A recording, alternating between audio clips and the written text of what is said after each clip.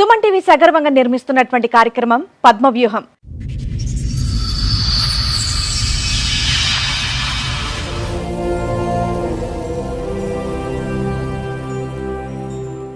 మరి ఈ కార్యక్రమాన్ని సమర్పిస్తున్న వారు 6JVR జమలాపురం వారి రత్నాంజలి. మీ అదృష్టాన్ని మార్చుకోవటం ఇప్పుడు కల కాదు, 6JVR తో సాధ్యం.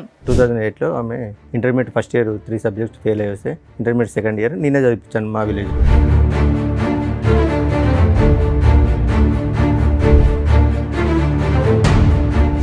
ఎగ్జామ్స్ లాస్ట్ మూమెంట్లో she carrying madam.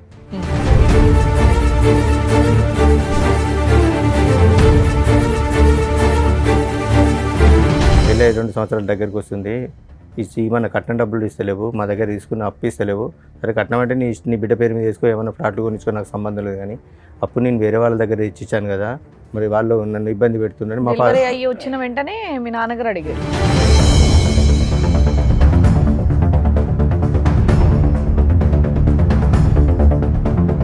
FIR చేసేయమంటే Madan మీద, నా మీద, డాడీ మీద చేశారు. అంటే ఇంకా మా 5 మెంబర్స్తో పాటు అదనంగా ఒక 10 మెంబర్స్ మీద కేసు రాశారు.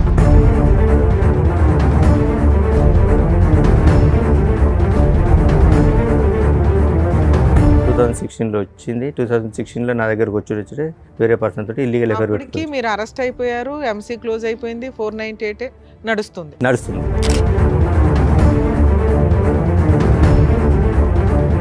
వచ్చిన 2 డేస్కే సమ్ మెసేజ్లు చూసినా మేడం. ఏంటి బేబీ నన్ను వదిలిపెట్టిపోతావా నువ్వు,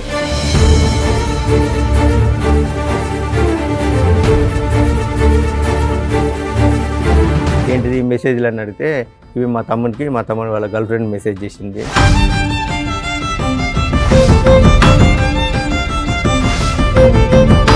ఎంతకాలం ఉన్నారండి ఆవిడతో పాటు? 2016 వచ్చింది, ఎంతకాలం ఉన్నారు? మళ్ళీ 17లో క్యారింగ్ వెళ్ళిపోయింది.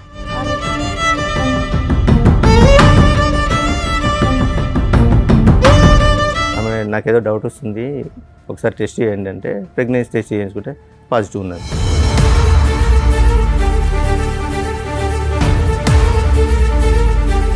హైదరాబాద్ ఉంటేనే నేను వస్తా అంటే హైదరాబాద్ షిఫ్ట్ అయ్యాం. హైదరాబాద్ షిఫ్ట్ అయినాక ఒక 2.5 మంత్స్ తర్వాత మళ్ళీ కన్సీవ్. సిగ్గులేదు, పిల్లల మంచి పేరు పడుకుంటే నోరు మూసుకోవాలి కానీ అడుగుతారు ఎవడని వాళ్ళ మదర్ అన్నారు.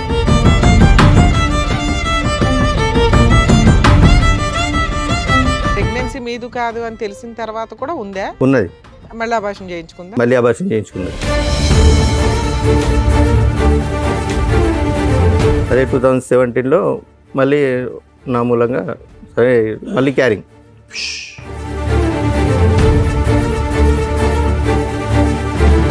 ఇవేమీ అడగకుండా ప్రశ్నించకుండా ఆవిడతో కాపురం చేసి మీరు మళ్ళీ ఆవిడని ప్రెగ్నెంట్ చేశారు. నాకు ప్రాణ భయం ఉన్నది, నన్ను వెళ్తే చంపేశారు. మళ్ళీ సేమ్ రిపీట్.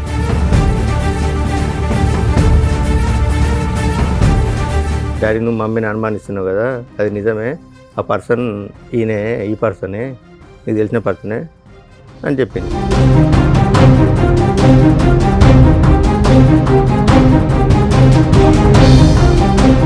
నేను ఒక ఆడపిల్లని, ఆ అమ్మాయి ఒక ఆడపిల్ల, ఫస్ట్ నుంచి బాధలు పడుతూనే ఉంది. అంటే వీళ్ళ పేరెంట్స్ ఆ అమ్మాయి ఆమెను ఈయన కలిసి ఫస్ట్ నుంచి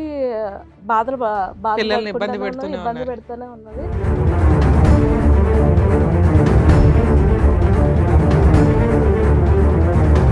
మేము దొరకట్లేదు అని చెప్పి వెళ్ళి అత్తయ్య గారిని కొట్టుడు, పిల్లలు లేకపోతే పిల్లల పెద్దమ్మాయి చెప్పు తీసుకొని కొట్టంటే చెప్పు తీసుకొట్టి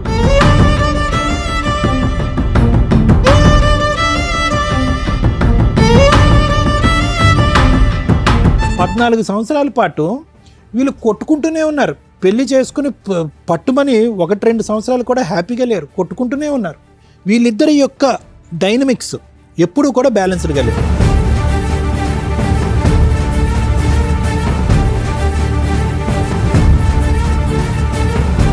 ఇప్పుడు వచ్చేటటువంటి అంశం మనకు తెలియనటువంటి సీక్రెట్ ఏదన్నా ఉంది అంటే కనుక ఆ పిల్లల భవిష్యత్తు దృష్ట్యా ఏం న్యాయం చేశారు అలాంటప్పుడు పిల్లల్ని కనుకోండి.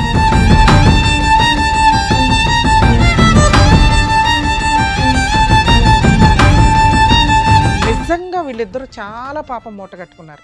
వరస్ట్ ఆఫ్ వరస్ట్ తల్లిదండ్రులు ఏంటి అంటే ఈ రకంగా పిల్లల్ని ఫుట్బాల్ ఆడుకుంటున్నట్లు ఆడుకుంటుంటే నరకం కనిపిస్తుంది పిల్లలకి. దీని గురించి ప్రతి ఫ్యామిలీ కోర్ట్ జడ్జి సఫర్ అవుతారు.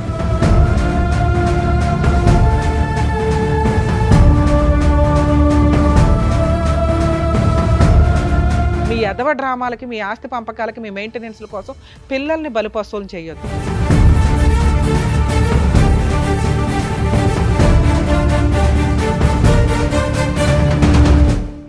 ఈ కార్యక్రమంలో మనతో పాటు ఉన్నారు ప్రముఖ హైకోర్టు అడ్వకేట్ రమ్యాకుల గారు. నమస్తే మేడం. ప్రముఖ సైకియాట్రిస్ట్ డాక్టర్ కళ్యాణ్ చక్రవర్తి గారు. నమస్తే సార్. ప్లీజ్ కూర్చోండి. కూర్చోండి సార్. మేడం, నవీన్ కుమార్ గారు ఆయన ఇష్యూ చెప్పుకోవడానికి ఇక్కడ వరకు వచ్చారు. సో ఆయన ప్రాబ్లం ఏంటనేది కనుక్కొని చెప్తారు. నమస్కారం అండి. నమస్కారం మేడం. సార్ ఎక్కడి నుంచి వస్తున్నారండి? మరి జనగాం డిస్ట్రిక్ట్ మేడం. చెప్పండి సార్, ఇక్కడి వరకు రావడానికి కారణం ఏంటి? అంటే నాకు ఒక ఫ్యామిలీ ఇష్యూ ఉంది మేడం, దాని గురించి వచ్చాను. చెప్పండి సార్. నా పేరు నవీన్ కుమార్ మేడం, మాది జనగామ డిస్ట్రిక్ట్. నాకు 2008లో మ్యారేజ్ అయింది. మ్యారేజ్ అయిన తర్వాత ఒక 1 year మా కాపురం సజావుగా జరిగింది. 2008లో 2008లో అయింది. లవ్ మ్యారేజ్ అరేంజ్డ్ అండి? Love come arrange. ఓకే. మా రిలేటివ్స్, మా అత్త కూతురి. ఓకే. మా అత్తయ్య కూతురి లవ్ కమ్ అరేంజ్డ్ మ్యారేజ్ జరిగింది. 2008లో ఆమె intermediate first year 3 subjects fail అయ్యి వస్తే ఇంటర్మీడియట్ సెకండ్ ఇయర్ నేనే చదివించాను మా విలేజ్లో. ఓకే. 2000 పెళ్లి టైంకి అమ్మాయి మేజరా మైనరా? మేజరే మేడం. అప్పుడు అయిపోయిన తర్వాత 2008 ఎగ్జామ్స్ లాస్ట్ మూమెంట్లో షీఈ్ క్యారింగ్ మేడం. ఆ లోపల ఎగ్జామ్స్ కంప్లీట్ అయినాయి. 2009లో డెలివరీ కానీ వాళ్ళ ఇంటికి వెళ్ళి ఒక డెలివరీ అయిన తర్వాత మళ్ళీ ఒక 6 monthsకి వచ్చింది మేడం. 6 monthsకు 21st ఏజ్ పంపించారు. మ్యారేజ్ కంటే బిఫోర్ మా ఫాదర్ ఒక 50,000 వాళ్ళకి అప్పు ఇచ్చాడు మేడం, మ్యారేజ్ కంటే బిఫోర్. తర్వాత ఆమె వచ్చిన తర్వాత వాళ్ళ అమ్మ డ్రాప్ చేయడానికి వచ్చినప్పుడు, ఏంటమ్మా పెళ్ళి 2 సంవత్సరాల దగ్గరికి వస్తుంది, ఏమన్నా కట్నం డబ్బులు ఇస్తలేవు, మా దగ్గర తీసుకున్న అప్పు ఇస్తలేవు. సరే కట్నం అంటే నీ బిడ్డ పేరు మీద వేసుకో, ఏమైనా ఫ్లాట్లు కొనిచ్చుకో, నాకు సంబంధం లేదు. కానీ అప్పు నేను వేరే వాళ్ళ దగ్గర ఇచ్చాను కదా, మరి వాళ్ళు నన్ను ఇబ్బంది పెడుతున్నారు. మా ఫాదర్ అయ్యి వచ్చిన వెంటనే మీ నాన్నగారు అడిగారు. వచ్చిన 6 months తర్వాత, డెలివరీ వచ్చి 6 months తర్వాత వాళ్ళ మదర్ని అడిగాడు, ఇమ్మని కాదు. వాళ్ళ మదర్ని అడిగితే 1 monthలో మీ డబ్బులు మీకు ఇచ్చేస్తా అని మా పాపకు జ్వరం వచ్చింది, హాస్పిటల్ తీసుకెళ్ళి అక్కడికి వాళ్ళ వెళ్ళిన మదర్ చుట్టాలే కదండి, పెళ్ళి అయిపోయింది, మన కుటుంబం 50,000 అడగకపోతే ఏమైంది? ఏంటి సార్, మీ నాన్నగారు 50,000 అడగకపోతే ఏమైంది? కోడలు ఇంట్లోకి వచ్చేసింది, వేరే వాళ్ళ దగ్గర అప్పు ఇప్పించారు. మ్యారేజ్ కంటే ఒక వేరే వాళ్ళ ముందు ఇప్పించారు. మ్యారేజ్ కంటే 3 years బిఫోర్ మేడం. అవును, 3 years ఏం చేశాడు? వన్స్ పెళ్ళి అయిపోయినాక మీ కుటుంబ సభ్యులాళ్ళు అన్ని సంవత్సరాలు ఆగుతారా 50,000కి? అడిగేసరికి నాకు ప్రాణభయం ఉన్నది, నేను కాపురానికి రాను అని మీ ఆవిడ అందా? ఆవిడ అన్నది. 2011లో నేను పాపను చూడడానికి వెళ్ళిన. ఎన్నిసార్లు పెద్ద మనుషులు తీసుకొని వెళ్ళినా నేను రాను, కాపురం చేయను, నాకు ప్రాణభయం ఉన్నది, వాళ్ళు నన్ను బాగా టార్చర్ పెడతారు అని 2011లో నేను మా పాపను చూడడానికి వెళ్ళిన. పాపను ఎప్పుడు చూడడానికి విడిపోయారు? 2008లో మ్యారేజ్ అయింది మేడం. 9లో విడిపోయారా? 10లో విడిపోయిందా? వాళ్ళ 10లో మేడం. 10లో 10లో వాళ్ళ ఇంటికి వెళ్ళిపోయింది. వెళ్ళిపోయి నాకు ప్రాణభయం ఉన్నది, నేను రాను అంటే 2011లో నేను పాపను చూడడానికి వెళ్ళాను. వాళ్ళ ఇంటికి కూడా వెళ్ళా. వాళ్ళ ఇంటి పక్క వాళ్ళ ఇంటికి వెళ్ళి పాపను చూస్తే ఎందుకు వచ్చావు నువ్వు అని వాళ్ళమ్మ దౌర్జన్యం చేస్తే నేను 50,000 గురించే లేదు, పాపను చూడడానికి కుటుంబ తగాదా అయిపోయింది. ఇంకా విడిపోవడానికి రీజన్ 50,000 గురించే విడిపోయినాం మేడం. అంటే ఆమె రీజన్ అయితే అది 50,000 అడుగుతారనే ఉద్దేశంతో 2011లో కేసు పెట్టింది. పోయి 498 కేసు పెట్టింది నా మీద, తమ్ముని మీద. మా తమ్ముడు చెల్లె భద్రాచలం దగ్గర బీటెక్ చేస్తున్నారు. తమ్ముని మీద, నా మీద, చెల్లె మీద. చదువుకున్నారు సార్ నవీన్ గారు? సార్ మీరేం చదువుకున్నారు? డిఎంఎల్టీ చేసింది సార్. ల్యాబ్ టెక్నీషియన్ ఉందా? అక్కడ ఉందా ల్యాబ్? ఉందా ఊర్లో? ఉన్నాయి సార్. ఇప్పుడు నడిపిస్తున్నారా? లేదు సార్. సరే, ఇప్పుడు ఏం చేస్తున్నారు మరి? మైనింగ్ దాంట్లో లేదు సార్. మైనింగ్ దాంట్లో. ప్రైవేటా? Private sir. చెప్పండి. 2011లో కేసు పెట్టారు మేడం. కేసు పెట్టిన తర్వాత అక్కడ ఎస్ఐ గారు పిలిపిస్తే ఎంక్వైరీ చేశాడు. ఇక్కడ ఏం లేదని తెలిస్తే ఎస్ఐ గారు పట్టించుకుంటలేరని ఏసీపీ సార్ దగ్గర, డిఎస్పీ గారి దగ్గరికి వెళ్ళింది మేడం. డిఎస్పీ గారు పిలిపించాక ఆమెను అరెస్ట్ చేస్తున్నాడు అంటే, సో అండ్ సో ఇది జరిగింది సార్ అంటే, వీళ్ళ మీద కేసు ఫైల్ చేసి పంపించండి, చదువుకునే పిల్లలు కూడా ఉన్నారు సార్, వాళ్ళ పరిస్థితి ఏంటంటే సార్ ఒకసారి ఆలోచించిన తర్వాత మా విలేజ్ ఎంపీపీ లేడీ ఒకసారి ఆమెను తీసుకొని పేర్లు తీసేశారా? ఎవరిద్దరు తీసేశారు. మా బ్రదర్ సిస్టర్ కేసులు వేసిందండి. 498 వేసింది, ఎంసీ వేసింది మేడం, మెయింటెనెన్స్ వేసింది. మెయింటెనెన్స్ డిఎస్పీ గారు సేమ్ ఇలాగే లాయర్ గారిని, డాక్టర్ గారిని కూర్చోబెట్టి డిఎస్పీ గారు కౌన్సిలింగ్ ఇచ్చారు. మరి ఇక్కడ నేను కొట్టింది ఎక్కడ ఉన్నది, నువ్వు కట్నం ఇచ్చింది ఎక్కడ ఉన్నది, వాళ్ళ డబ్బులు వాళ్ళకి అడిగిండు. మరి సరే ఓకే, డబ్బులు ఇయ్యారట, తీసుకుపోతారట, డబ్బులు ఓకే వదిలేసాయి, 50,000 వదిలేసాయి, తీసుకెళ్తారట వాళ్ళు. పోతామంటే లేదు నాకు ప్రాణభయం ఉంది, నన్ను అడిగి వెళ్తే చంపేస్తారు, నేను పోను అని అన్న తర్వాత డిఎస్పీ గారు డాక్టర్ లాయర్ గారిని అక్కడ మున్సిపల్ కోర్టు ఉంది మేడం పిలిపించి కౌన్సిలింగ్ తీసుకున్నారు. ఆమెకు నాకు ఇక్కడ నేను కొట్టినట్టు కానీ ఆయన ఇబ్బంది పెట్టినట్టు కానీ నీకు ఎక్కడ కనిపించలేదు కదా అని అనేసరికి మా రోడ్డు మీదకి వెళ్ళి ఈ పోలీసులు, ఈ లాయర్లు ఇట్లా వాళ్ళ దగ్గర డబ్బులు తీసుకున్నారు, అందుకే వాళ్ళ మీద కేసు ఫైల్ చేయట్లేదని వాళ్ళ అమ్మాయి రోడ్డు వెంబడి వరుకుంటూ వస్తుంటే ఏసీపీ గారిని ఈ తలకనపై మనకి రూపాయి కేసు రాసి పంపితే వాళ్ళు ఎఫ్ఐఆర్ చేసేయమంటే మదన్ మీద, నా మీద, డాడీ మీద వేశారు. అంటే ఇంకా మా 5 members పాటు అదనంగా ఒక 10 మెంబర్స్ మీద కేసు రాసింది. మా మేనత్త ఇంకా ఓవరాల్ గా 3 మెంబర్స్ మీద కేసు రిజిస్టర్ అయ్యింది. కేసు రిజిస్ట్రేషన్ అయింది. ఎంసీ కేసులో ఏమైనా ఆర్డర్ ఇచ్చారా మెయింటెనెన్స్? ఎస్ మేడం, ఆర్డర్ ఇచ్చారు. 1,75,000 ఇష్యూ అయింది. 1,75,000 మేడం. మెయింటెనెన్సా? అవును మేడం. ఎవరికి ఎంత? ఈమెకు 2,500, పాపకు 2,000. అంటే అది కంటిన్యూ ఒక 2 years నడిచింది మేడం. 1 year annual ఇచ్చారు. ఎరియర్స్ చెప్పవసరం లేదు సార్. Hmm. ఆవిడకి 2,500, బాబుకు 1,000 అంతేనా? అవును. 3,500 maintenance per month. Per month 3,500 ఇద్దరికి. ఇద్దరు కలిపి 2 lakhs 3 lakhs అనేది ఎరియర్స్. మీరు కేసు వేసిన దగ్గర నుంచి క్యాలిక్యులేషన్ లో మనం 2 lakhs కెడితే ఎరియర్స్ క్లియర్ అవుతాయి. Regular payment regular monthly 3,500. Yes, madam. Payment. అయితే నేను కాపురాన్ని తీసుకెళ్తాని మేడం గారికి సజెషన్ తీసుకున్నాను. తీసుకుంటే మేడం గారు సో అండ్ సో ఇట్లా జడ్జి గారికి అప్లికేషన్ పెట్టుకోండి, అప్లికేషన్ పెట్టుకుంటే ఏమన్నా మళ్ళీ కౌన్సిలింగ్ ఇచ్చి లోపు కోపం తగ్గిందేమో, ఏమన్నా కోపం కలుపుదాం. తగ్గిందో మాట్లాడతారంటే నాకేమొద్దు, నాకు మెయింటెనెన్సే కావాలి, నేను చూడండి అంటే అట్లే జరుపుకుంటూ వచ్చింది మేడం. ఒక 1.5 year 2-3 years ఇంకా మెయింటెనెన్స్. అలాగే కోర్టు బైక్ ఆడవడం, మధ్యలో లాయర్ లేకపోవడం. 2015 దాకా వచ్చారు. 2014 దాకా వచ్చింది మేడం. ఓకే. 2014 దాకా వచ్చిన తర్వాత జడ్జి గారు అప్పుడు ఒక లేడీ గారు ఉండే, ఏంది ఈ కేసు ఇన్ని రోజులు ప్రొలాంగ్ అవుతుంది, మెయింటెనెన్స్ ఇష్యూ చేయండి అంటే సమ్ అమౌంట్ ఇష్యూ చేసింది. ఇష్యూ చేసిన తర్వాత ఈ డబ్బులు కట్టాలి బాబు అంటే, ఇంత అయితే నేను కట్టుకోలేను మేడం ఒకసారి, ప్రజెంట్ అయితే నా దగ్గర ఒక 50,000 ఒక 2 daysలో కట్టేశాను, మిగతా అంటే నాకు ఒక 10 days టైం ఇవ్వండి అని ఇన్స్టాల్మెంట్ లో కట్టొచ్చులేండి. ఓకే. అన్న తర్వాత లేదు మేడం 50,000 కదా, నాకు ఇప్పుడు మొత్తం కట్టాలి, మొత్తం ఇస్తేనే నేను వదిలిపెడతాను, లేకుంటే మరి నువ్వు మొత్తం కట్టకపోతే ఆయన జైలుకి పోతున్నామంటే జైలు పోయినా పర్లేదు అంటే 498 కేసులు వెళ్ళాను. ఎంసీలో కూడా 1 month వెళ్ళాను మేడం. 1 month వెళ్తే ఎరియర్స్ క్లియర్ అయిపోయినాయి. అయిపోయింది మేడం. మళ్ళీ వేసిందా? మళ్ళీ ఏమీ వెళ్ళలేదు, ఇంకా ఇలా అప్పట్లో వేయలేదు. 2016లో మీరు 1 రూపాయి కూడా బాబుకి కానీ తనకు కానీ కట్టలేదు. 498 లో పనిష్మెంట్ పడిందా? 498లో 5 days పనిష్మెంట్ పడిందా? లాస్ట్ కేసు 2020లో ఫైనల్ అయింది మేడం. ఆ, ఫాల్స్ కేసు కింద కొట్టేశారు. మరి నేను అన్నది అది 5 days స్టార్టింగ్ లో వెళ్ళారు. అదే అప్పట్లో 498 అప్పుడు అరెస్టులు ఉండేవిలేండి. కంప్లైంట్ ఇచ్చి అప్పుడు కంప్లైంట్ ఇచ్చినప్పుడు తీసుకెళ్ళి స్టేషన్ బెయిల్ ఇస్తున్నాను. మరి జైల్లో దేనుకున్నామండి? స్టార్టింగ్ లో అరెస్ట్ అప్పుడు అరెస్ట్ చేసి 498 వేగానే ఎంక్వైరీ ఇన్వెస్టిగేషన్ ఏమీ లేదు. ముందు అత్తమామల్ని ఈయన్ని అరెస్ట్ చేసేవాళ్ళు. అవన్నీ ఫాల్స్ కేసులని ప్రూవ్ అవుతూ రావడం వల్ల స్టేషన్ బెయిల్ ఇచ్చారు. ఒక 2015 నుంచి అనుకోండి. Yes, sir. Maximum 7 years 8 years 2016లో 1 month జైల్లో ఉన్నా అన్నారుగా. మెయింటెనెన్స్. మెయింటెనెన్స్ కి ఎరియర్స్ కట్టకపోతే ఓకే నేను ఎక్స్ప్లెయిన్ చేస్తాను. 2016లో అన్ఫార్చునేట్లీ మా ఫాదర్ యాక్సిడెంట్లో డెత్ అయ్యాడు. మా ఫాదర్ డెత్ అయిన తర్వాత ఊళ్ళో పెద్ద మనుషులు వాళ్ళు వీళ్ళుండి మాట్లాడి, నువ్వు ఇంటికి పెద్ద కోడలు రాకపోతే బాగుండదు అలా ఇలా ఎక్స్ప్లెయిన్ చేస్తే 2016లో వచ్చింది. వాళ్ళ అమ్మగారు మీకు ఏమవుతారు? చుట్టరికం. మా మమ్మీకి మేనత్త కూతురు. మేనత్త కూతురు. 2016లో మా ఫాదర్ డెత్ అయిన తర్వాత వచ్చింది. తర్వాత ఒక 1 month తర్వాత అందరూ పెద్ద మనుషులు మాట్లాడి, నువ్వు రావాలి అది అంటే, ఇల్లు పొలం నా పేరు మీద రిజిస్ట్రేషన్ చేస్తే నేను వస్తా అన్నది. ఎంత ఉంది పొలం? 6 eకరం మేడం. 6 ఎకరం. 6 eకరం. మీరు ఎంతమంది? ఇద్దరు మీ మేడం. బ్రదర్ ఒక ఉన్నాడు, బ్రదర్, మీరు ఉన్నారు, సిస్టర్ సిస్టర్ ఉంది, ఉంది, అమ్మ ఉంది. అమ్మ ఉంది. ఓకే.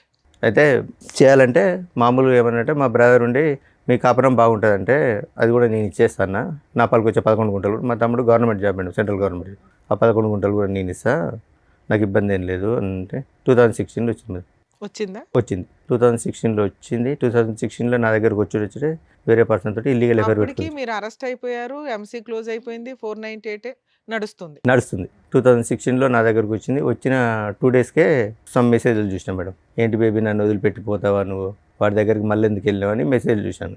ఏంటిది మెసేజ్లు అని అడిగితే, ఇవి మా తమ్ముడు వాళ్ళ గర్ల్ ఫ్రెండ్ మెసేజ్ చేసింది. 11లో విడిపోయిన మీరు 16లో కలిసారు మరి. Yes madam. అప్పటికి కూడా నేనేమలే 16లో అలా ఇక నేను అప్పుడు నాకు ఈమె పోయిన ఆవేశంలో కొద్దిగా డ్రింక్ అలవాటైంది మేడం. 2011లో నాకు డ్రింక్ అలవాటైంది, బాగా డ్రింక్ చేస్తుంది. తర్వాత 2016 టీమ్ వచ్చిన తర్వాత మొత్తం అన్ని స్టాప్ చేశాను. ఓకే. స్టాప్ చేసి అక్కడ విలేజ్లోనే ఉన్నాం మేడం. ఆ నియర్ బైలో ఒక సిటీ ఉంటుంది, అక్కడికి 15 kilometers. నేను జాబ్కి వెళ్ళి వచ్చాను, ఆమె ఇంటి దగ్గరనే ఉన్నది, పాప అక్కడ చదువుకునేది. సో ఇక నేను డ్యూటీ నుంచి వచ్చేసరికి ఇంట్లో మమ్మీ వాళ్ళతో ఏదో రకమైన గొడవ, ఏదో రకంగా అది గొడవ పెట్టుకొని ఎంతకాలం ఉన్నారండి ఆవిడతో పాటు? 2016 వచ్చింది, ఎంతకాలం ఉన్నారు? మళ్ళీ 17లో క్యారింగ్ వెళ్ళిపోయింది. క్యారింగ్లో వెళ్ళిపోయింది. ఎస్. 2000 మెసేజ్లు రావడం ఇది అంటే మా తమ్ముడు అది మీకు ఇది అని. వచ్చిన 2 రోజులకే తెలిస్తే ఆ అమ్మాయితో ప్రెగ్నెన్సీ ఎందుకు తీసుకొచ్చారు? ఏంటి మేడం? వచ్చిన 2 daysకే తెలిసింది ఆ అమ్మాయి క్యారెక్టర్ ఏంటి అని. మళ్ళీ ప్రెగ్నెన్సీలు నాకేం కన్ఫర్మ్ అయింది అది. ఆ ఫోను ఇన్ని రోజులు వాళ్ళ బ్రదర్ వాడిండు, తర్వాత ఈమెకి ఇచ్చాడు మేడం. ఇచ్చిన తర్వాత మా బ్రదర్ వాడిండంటే మా పాప కూడా అన్నది, ఇది మా మామయ్య వాడింది ఇన్ని రోజులు అంటే వాళ్ళ గర్ల్ ఫ్రెండ్ చేసిందంటే అవును కావచ్చు అని నమ్మేశాను. అదే నిజమై ఉండొచ్చుగా. ఏంటి సార్? వాళ్ళ బ్రదర్ కమ్యూనికేషన్ ఏమో అది ఈ అమ్మాయి ఫోన్లో మీకు దొరికింది కాదా? అందుకే నేను ఏం అడగలేదు మేడం. తర్వాత ఏమని తెలిసిందా అమ్మాయికి? తర్వాత అలాగే ఊకే చిన్న గొడవలు పెట్టుకొని నాతో గొడవ పెట్టుకొని వాళ్ళ అమ్మోళ్ళ ఇంటికి వెళ్ళిపోయింది. నేను హైదరాబాద్లో ఉంటాను, నీతో కాపురం చేస్తానంటే పెద్ద మనుషుల సమక్షంలో మాట్లాడి హైదరాబాద్కి వచ్చేసాం మేడం. మళ్ళీ మళ్ళీ ఆవిడ చెప్పినట్టు వాళ్ళు వింటున్నారా మీరు? హైదరాబాద్కి వచ్చేసాను. హైదరాబాద్కి వచ్చిన 3 మంత్స్కి నా ప్రమేయం లేకుండా మళ్ళీ ప్రెగ్నెంట్ అయింది. అప్పటికి 2 పిల్లలు మీకు. లేదు మేడం, ఒకతే పాప, పెద్ద పాప ఒకతే ఉంది. రెండోసారి ప్రెగ్నెన్సీ అప్పుడు వెళ్ళిపోయింది కదా. రెండోసారి ప్రెగ్నెన్సీ కాదు, గొడవ పెట్టుకొని వెళ్ళింది మేడం. మీరు అన్నారు కదా మళ్ళీ ప్రెగ్నెన్సీ వచ్చిందని. ప్రెగ్నెన్సీ వచ్చింది మేడం, 2017 లో ప్రెగ్నెన్సీ. 2016లో వచ్చింది. నా దగ్గరకు వచ్చినప్పుడే ప్రెగ్నెన్సీ వచ్చింది, తీయించుకున్నది. అది చెప్పాలి, స్కిప్ చేసి చెప్పలేదు మీరు. మేము ఆల్రెడీ బాబు పుట్టేశాడు అనుకున్నాం మేము. లేదు ప్రెగ్నెన్సీ తీసేయించుకున్నది మేడం. ఏది ఇంటికి వెళ్ళి అలిగి ఇంటికి వెళ్ళింది. అలాగే ఇంటికి ఏం వెళ్ళలేదు. నాకు అప్పుడు బ్యాక్ పెయిన్ వస్తుంది, మా అమ్మ వాళ్ళ ఇంటికి వెళ్ళి 4 రోజులు రెస్ట్ తీసుకొని వస్తాను, అబార్షన్ చేసుకొని వచ్చింది. కన్సీవ్ అయింది వెళ్ళిందని అన్నారు ఇందాక, అప్పుడు మేము కన్ఫ్యూజ్ అయ్యా. సర్లేండి.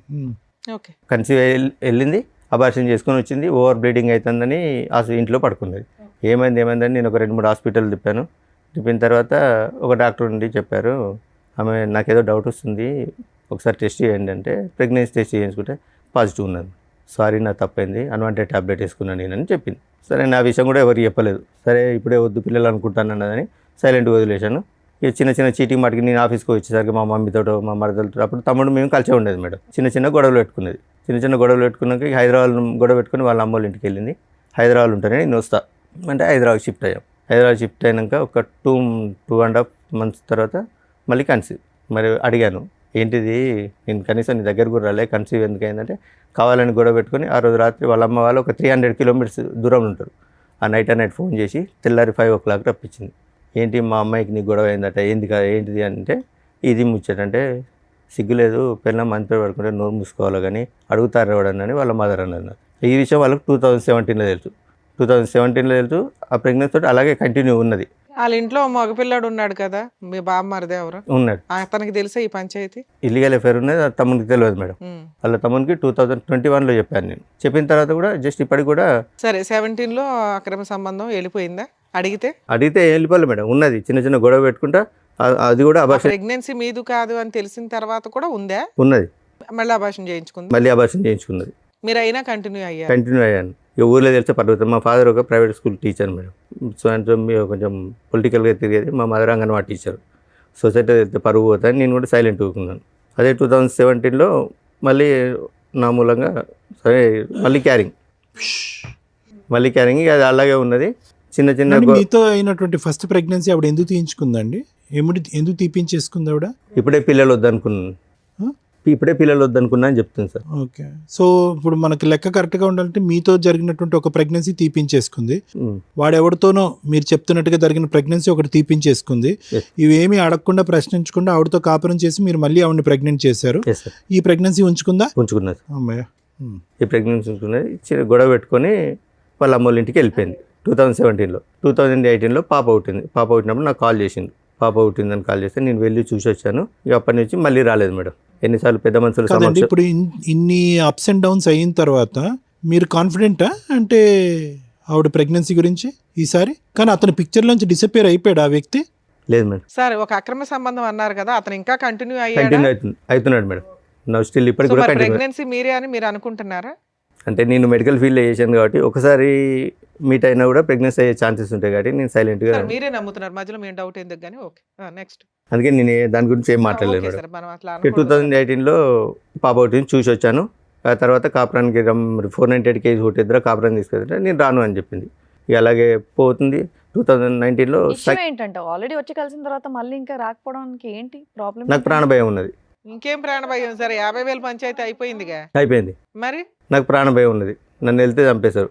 మళ్ళీ సేమ్ రిపీట్. సరే, తర్వాత అట్లా 2019లో పోయింది. 2 పిల్లలు ఉన్నారు మేడం. పిల్లల్ని పట్టించుకుంటలేని సఖి 2011లో వేసిన 498 కేసు 20 దాకా నడిచిందా? 20లో డిసప్పాయింట్ అయింది. ఆయన మధ్యలో కలిసి ఉన్నారు. 2019లో సఖి అని ఫ్యామిలీ కౌన్సిలింగ్ సెంటర్ ఉంటుంది. డివిసిల్ స్టార్ట్ అయినాయి.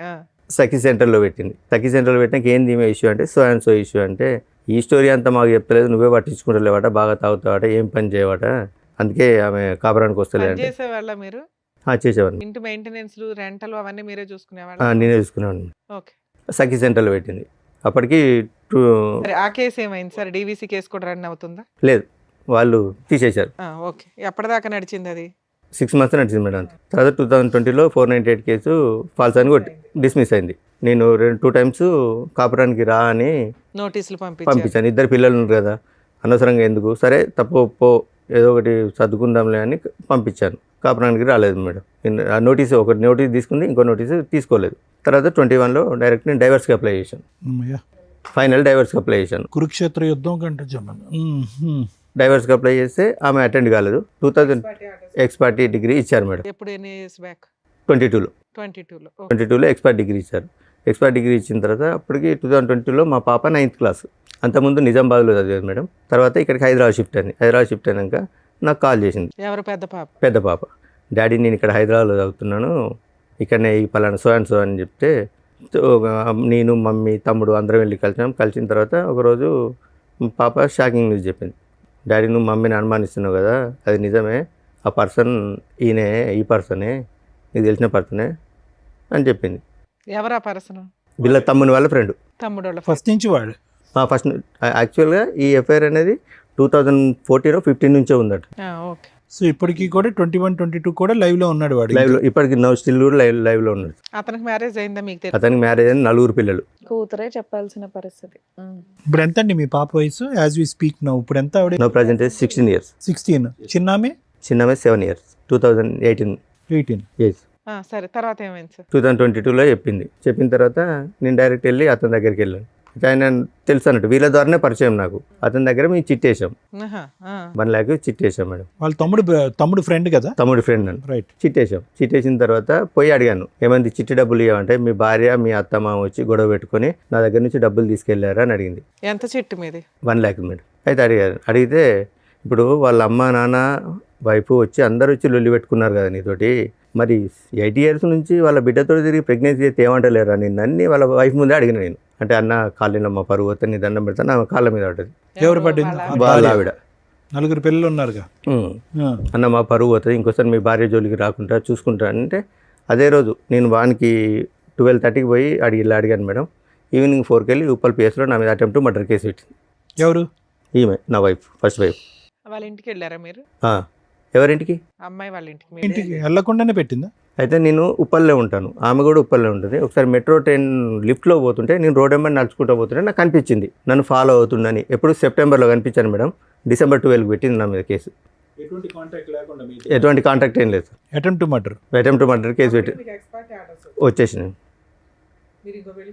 చేసుకోలేదు మేడం అప్పటికి. ఏ రాస్తుంది సార్ అటెంప్ట్ మర్డర్లో? అసలు మీరెక్కడ ఉన్నారు, ఆవిడ ఎక్కడ ఉంది, అసలు ఏం రాసింది అందులో? పెట్టేసరికి సార్ ఈయన వెనకాల తిరుగుంటాడు, ఉత్తనే పెట్టరు అటెంప్ట్ లేదు మేడం. ఎంతో కొంత బేసిక్ ఎవిడెన్స్ లేకుండా పెట్టరు. మెసేజ్లు పంపించారా? నేను మెసేజ్లు ఏం పంపించలేదు. తిడుతూ గానీ ఏడుతో పడుకున్నావు, ఆడితో పడుకున్నావని? లేదు మేడం. చూద్దాంలేండి. మరి ఆవిడ అన్ని చేసినా మీరు ఏమనుకుంటున్నారండి? తిట్టకుండా అయితే అటెంప్ట్ మర్డర్ కేసు పెడితే అప్పుడే కోపంతో నా ఫోన్ పలగొట్టాను మేడం. ఎవరితో? ఎట్లా? కిందేసి కొట్టాను నా ఫోన్, రూమ్లో కిందేసి కొట్టాను. ఏదో టెన్షన్ మీద కిందేసి కొట్టాను. మా తమ్మునికి కాల్ చేశారు, మా తమ్ముడికి మా అమ్మకి కాల్ చేశారు. ఎవరు? ఎస్ఐ, ఉప్పల్ పిఎస్ నుంచి ఎస్ఐ గారు ఫోన్ చేశారు. పోలీస్ స్టేషన్లో ఫోన్ పగలగొట్టారా? లేదు బయట ఇంటికాడ. దీనికి వార్నింగ్ ఇచ్చి వచ్చిన తర్వాత టెన్షన్లో కింద పలగొట్టేశాను నేను. ఉప్పల్ పిఎస్ నుంచి మా బ్రదర్కి ఫోన్ చేశారు, మీ అన్నయ్య కలవట్లేదు, ఫాలో అవుతుండట అది ఇది అంటే. ఒక 4 days తర్వాత మా బ్రదర్ వచ్చి అన్న ఇట్లా ఎస్ఐ గారు కంప్లైంట్ ఇచ్చిందట, ఉప్పల్ పిఎస్ నుంచి రమ్మన్నట్టు వెళ్ళాను. ఇంద్రబాబు ఫాలో అవుతున్నాడంటే, ఫాలో అవ్వడం ఏం లేదు సార్, ఇది సో జరిగిన స్టోరీ సార్. నేను ఈమె ఒక పర్సన్తో తిరుగుతాను, అతనికి ఎందుకు తిరుగుతున్నావని నేను అతనికి వార్నింగ్ ఇస్తే వచ్చి అటెంప్ట్ మర్డర్ కేసు పెట్టిందంటే, నువ్వు ఎక్కడ ఉంటావు అన్నాడు. ఇక్కడ ఉప్పల్నే ఉంటాడు. నువ్వు అర్జెంటుగా ఫస్ట్ అయితే మా బ్రదర్ని, మా అన్నయ్య ఇక్కడ కాలేదు మేడం. మరి అదే కంప్లైంట్ ఇవ్వడం ఏదన్నా ఇవ్వచ్చు. పడింది అది అటెంప్ట్ మర్డర్ కేసు పెట్టేశారని పెట్టడం కుదరదు, కంప్లైంట్ ఇచ్చింది. ఓకే, నెక్స్ట్ ఏమైంది? తర్వాత ఏమైంది సార్, మేము పెద్ద మనుషులలో మాట్లాడుకుంటా కేసులు ఏమొద్దని వాళ్ళ బ్రదర్ అండు ఊరికి వెళ్ళినాక పెద్ద మనుషుల సమక్షంలో సో ఇదండి జరిగింది. ఇప్పటికి కూడా అన్నీ మర్చిపోయి, ఫస్ట్ నేను కూడా ఇంతకుముందు చేసినని మర్చిపోతా, ఆమెను కూడా పాత స్టోరీలని మర్చిపోయి ఇప్పుడు ఒక్కరు పోయి 2 పిల్లలు అయిండు. మీరు ఏం చేశారని మర్చిపోవడానికి? ఏంటి మేడం, నేను కొంచెం హెవీగా డ్రింక్ చేసేది మేడం. మీరు మానేసాను అన్నారు కదా ఆవిడ వచ్చాక 2016లో. మానేసినాను మేడం.